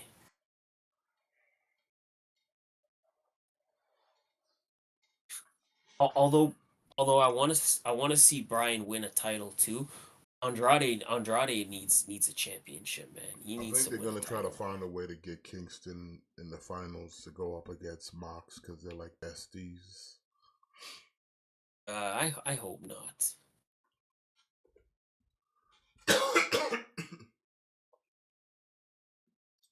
Speaking of besties, now that CM Punk is officially on Monday Night Raw, he came face to face with the World Heavyweight Champion Seth freaking Rollins, and they had an exchange of words.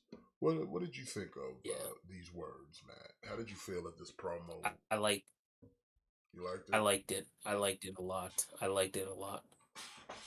I mean, it was good. I mean, there's probably some truth in some of that. I think I think the part I like best is basically like Seth Rollins is just going to town on Punk. Like he's basically chewing him out. Like you basically saying everything you would expect him to say. Like he's like you come out and you say this place is home, but you were trying to tear this place down and I was here building it up. Like basically saying everything you would expect him to say, but I like that at the end Punk was like he's like that's it. He's like that's the only time I'm going to let you speak to me that way and not take you out. It was just almost like Punk knew he knew he had to take his whooping, you know what I mean? Uh Like it was almost like it's like like if you're like when you're a kid, like if you're a kid and you break like your mom's favorite vase because you was doing something stupid and you know your mom is gonna chew you out because you broke the vase because you were doing something stupid and you just gotta kind of sit there and take it because you're like well fuck this sucks but she was right so you just kind of sit there and take it. Like I like that it felt very much like that. Like Punk knew everything Seth Rollins said was true and he had to hear it. Like he knew that like hey, like Seth has every right to say this and everything Seth is saying is true. He did do all that shit. So yeah, unfortunately I just have to sit here and take my verbal lashing. Like you just I don't know, man. Like you just gotta kind of. It is what it is, you know. You just gotta kind of take it, and that's Well, all. That's all there is to with it. that, So with I liked it. I liked it. after kind of Punk aired his grievance. Well, not Punk. I mean, Rollins aired his grievance. Punk made it clear that he will also be entering this year's Royal Rumble match Yeah. and possibility of these two squaring off in a match at WrestleMania. Now, okay, let's see. Now people are saying like, okay, Punk's goal is to main event WrestleMania. Now, what's considered the main event? Is it night one or night two? what's I think it considered would the? have to be. It would have to be night two. I would consider. It's kind of. Or does it It's matter as it's long kind as you're of. the last match on either night? I think technically they still consider the main event of night one. It's still considered a main event, but the main event of night two is the true ending of WrestleMania. Like the ending of night one is just that. It's the ending of night one, but then you still have a whole nother night of WrestleMania, you know? So a lot of people are saying that yeah, if Punk gets a main event, it'll be night one. But I'm like, no. I think if he doing anything, he's getting night two. He ain't come back for night one. You think he's gonna get night two Yeah. over Roman? Listen, unless he's fighting Even Roman, you know, but I don't think he it, came back for night one. that could be a swerve where it could end up being him and Roman. I don't think they're gonna go that way, but I mean, you can. yeah, There's a again, lot I you can I still build off of that as well. But you know, remember, like he said, he before Roman, he was the first Paul Heyman guy. I think that Roman Reigns will definitely main event night two. They even though they're laying the seeds for Punk and Rollins, they could throw us for a loop and have Punk challenge Roman instead.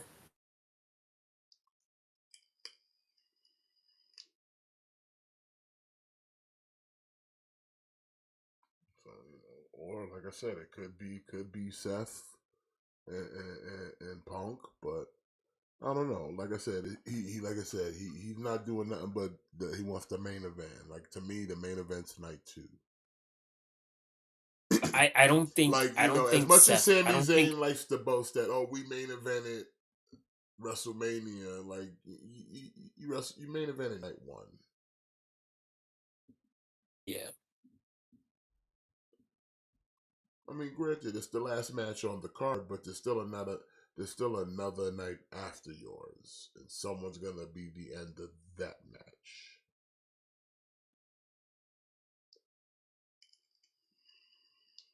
I don't. I don't think Roman will be on night one though. But I don't know. You never know. You never know. He might want a Sunday off. You never know. Somebody he Yeah, might just come in on a Sunday and get cashed in on. You never know. it's possible. Oh, I think he'll cash in. I think Cody Rhodes will cash in, but I think Cody Rhodes will cash in the right way.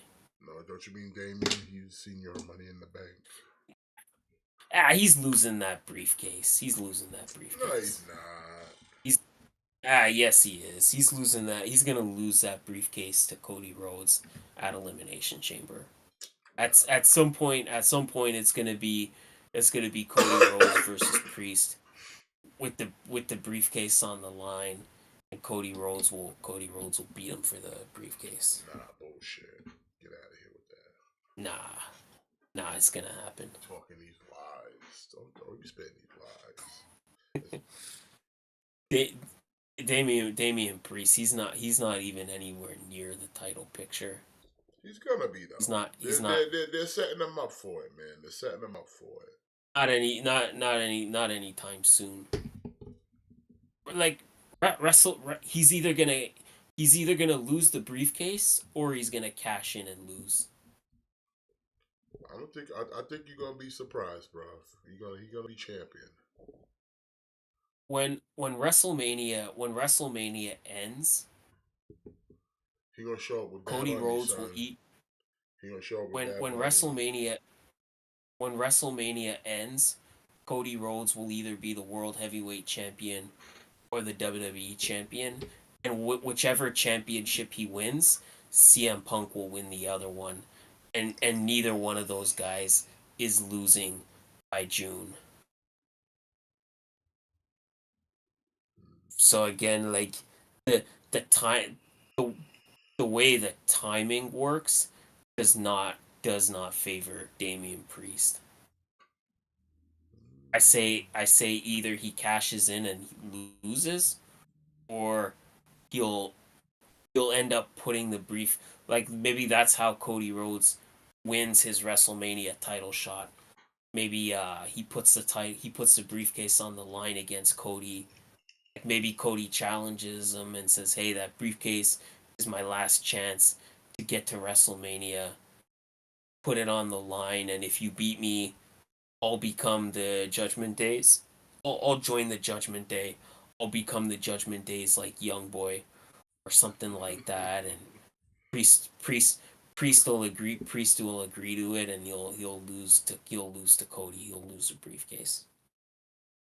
Or I say Priest cashes in and loses. That's my prediction. That's my prediction. I could be way wrong, but I think WrestleMania ends with two brand new champions. It ends with Punk and Cody Rhodes as the two champions, and I don't think either one of them loses before June.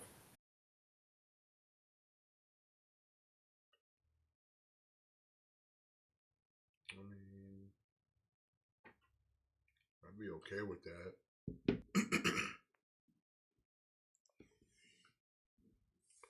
Although I would like to see Nakamura with some gold soon.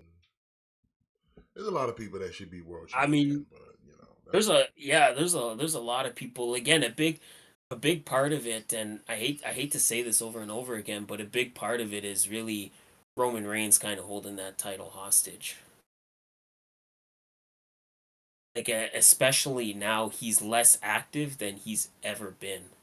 Like it's this isn't even like early like Roman Reigns, like when he first won the Universal title, he was still defending it consistently, but now it's like he's not even defending it on the fucking B pay-per-views.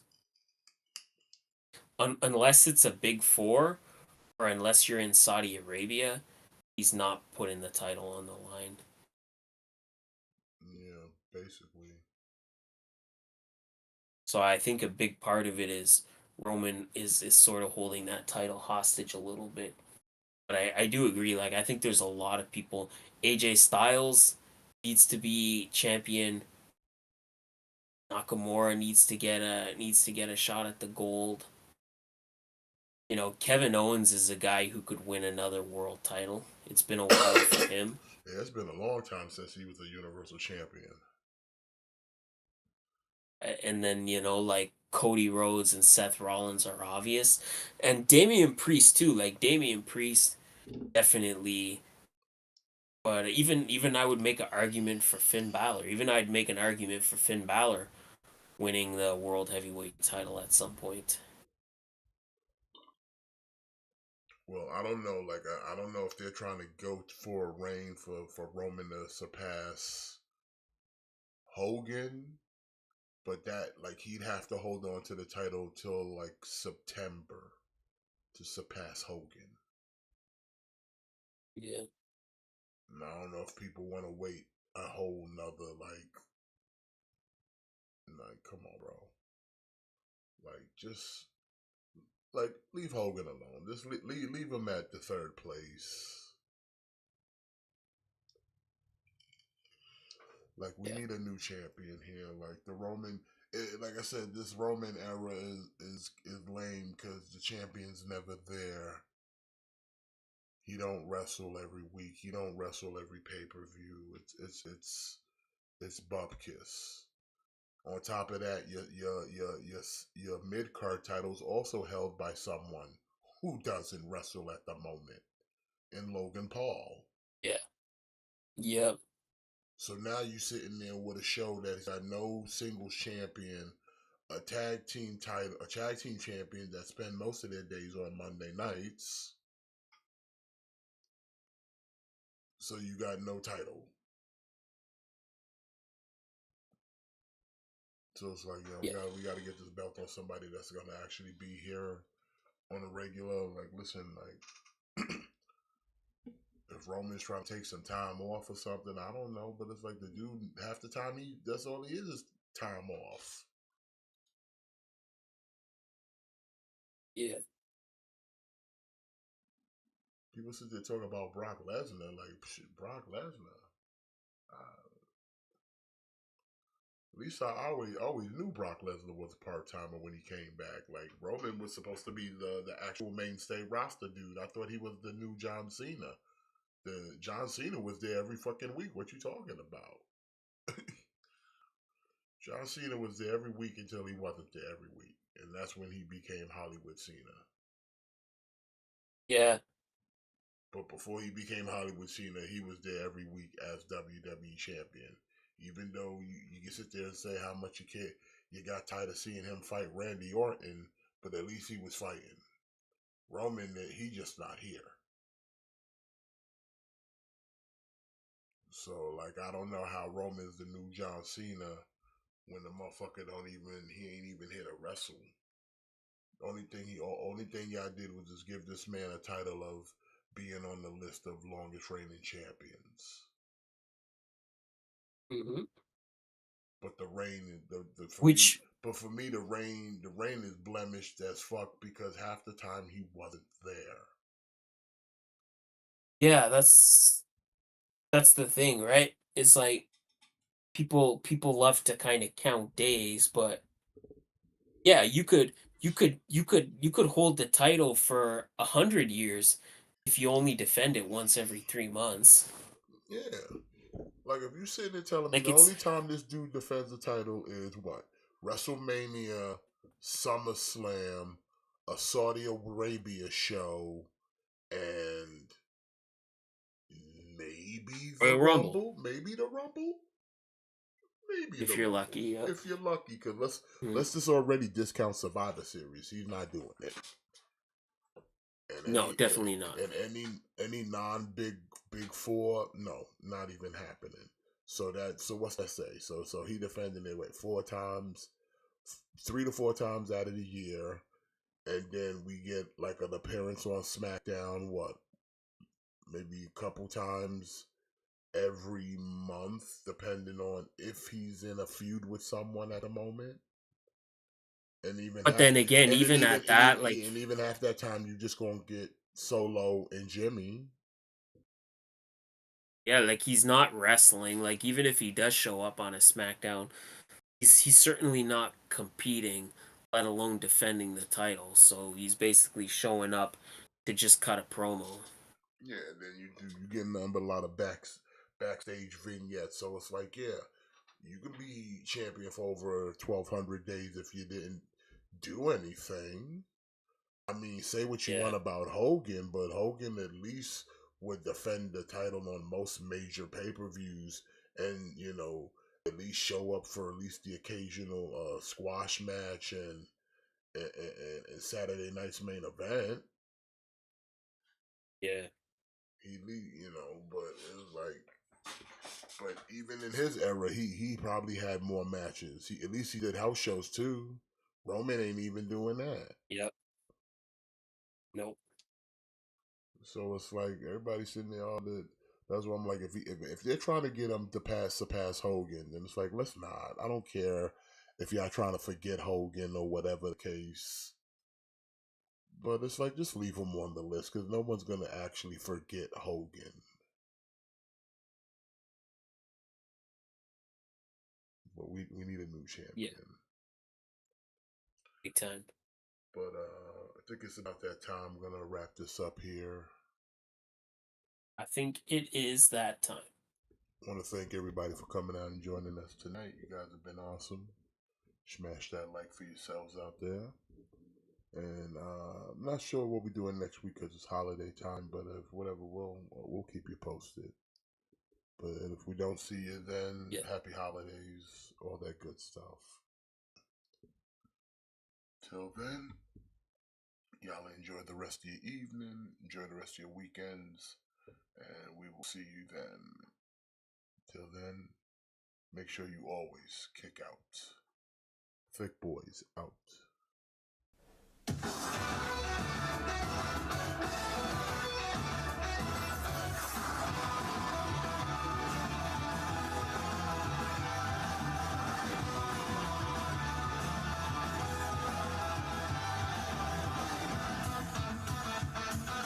Time has come, I'm ready to go. Venturing into the unknown. Fire's inside me, must be unleashed. People talk nonsense all the day. Shampoo kindness, all they can say. I can't get no satisfaction. Woo-hoo, challenge may have come. Woo-hoo, fighting just begun, but there's no stopping. People spreading out my wings. Let's fly high. Woo-hoo, concentrate my power. Woo-hoo, in the final hour, in the end, I'm gonna win. I hope you die. Don't you know I'm unstoppable? Don't even try, cause you will fall. I got a strength deep in my soul that gives me courage and control. I'll go beyond the limit break. The universe is mine to take.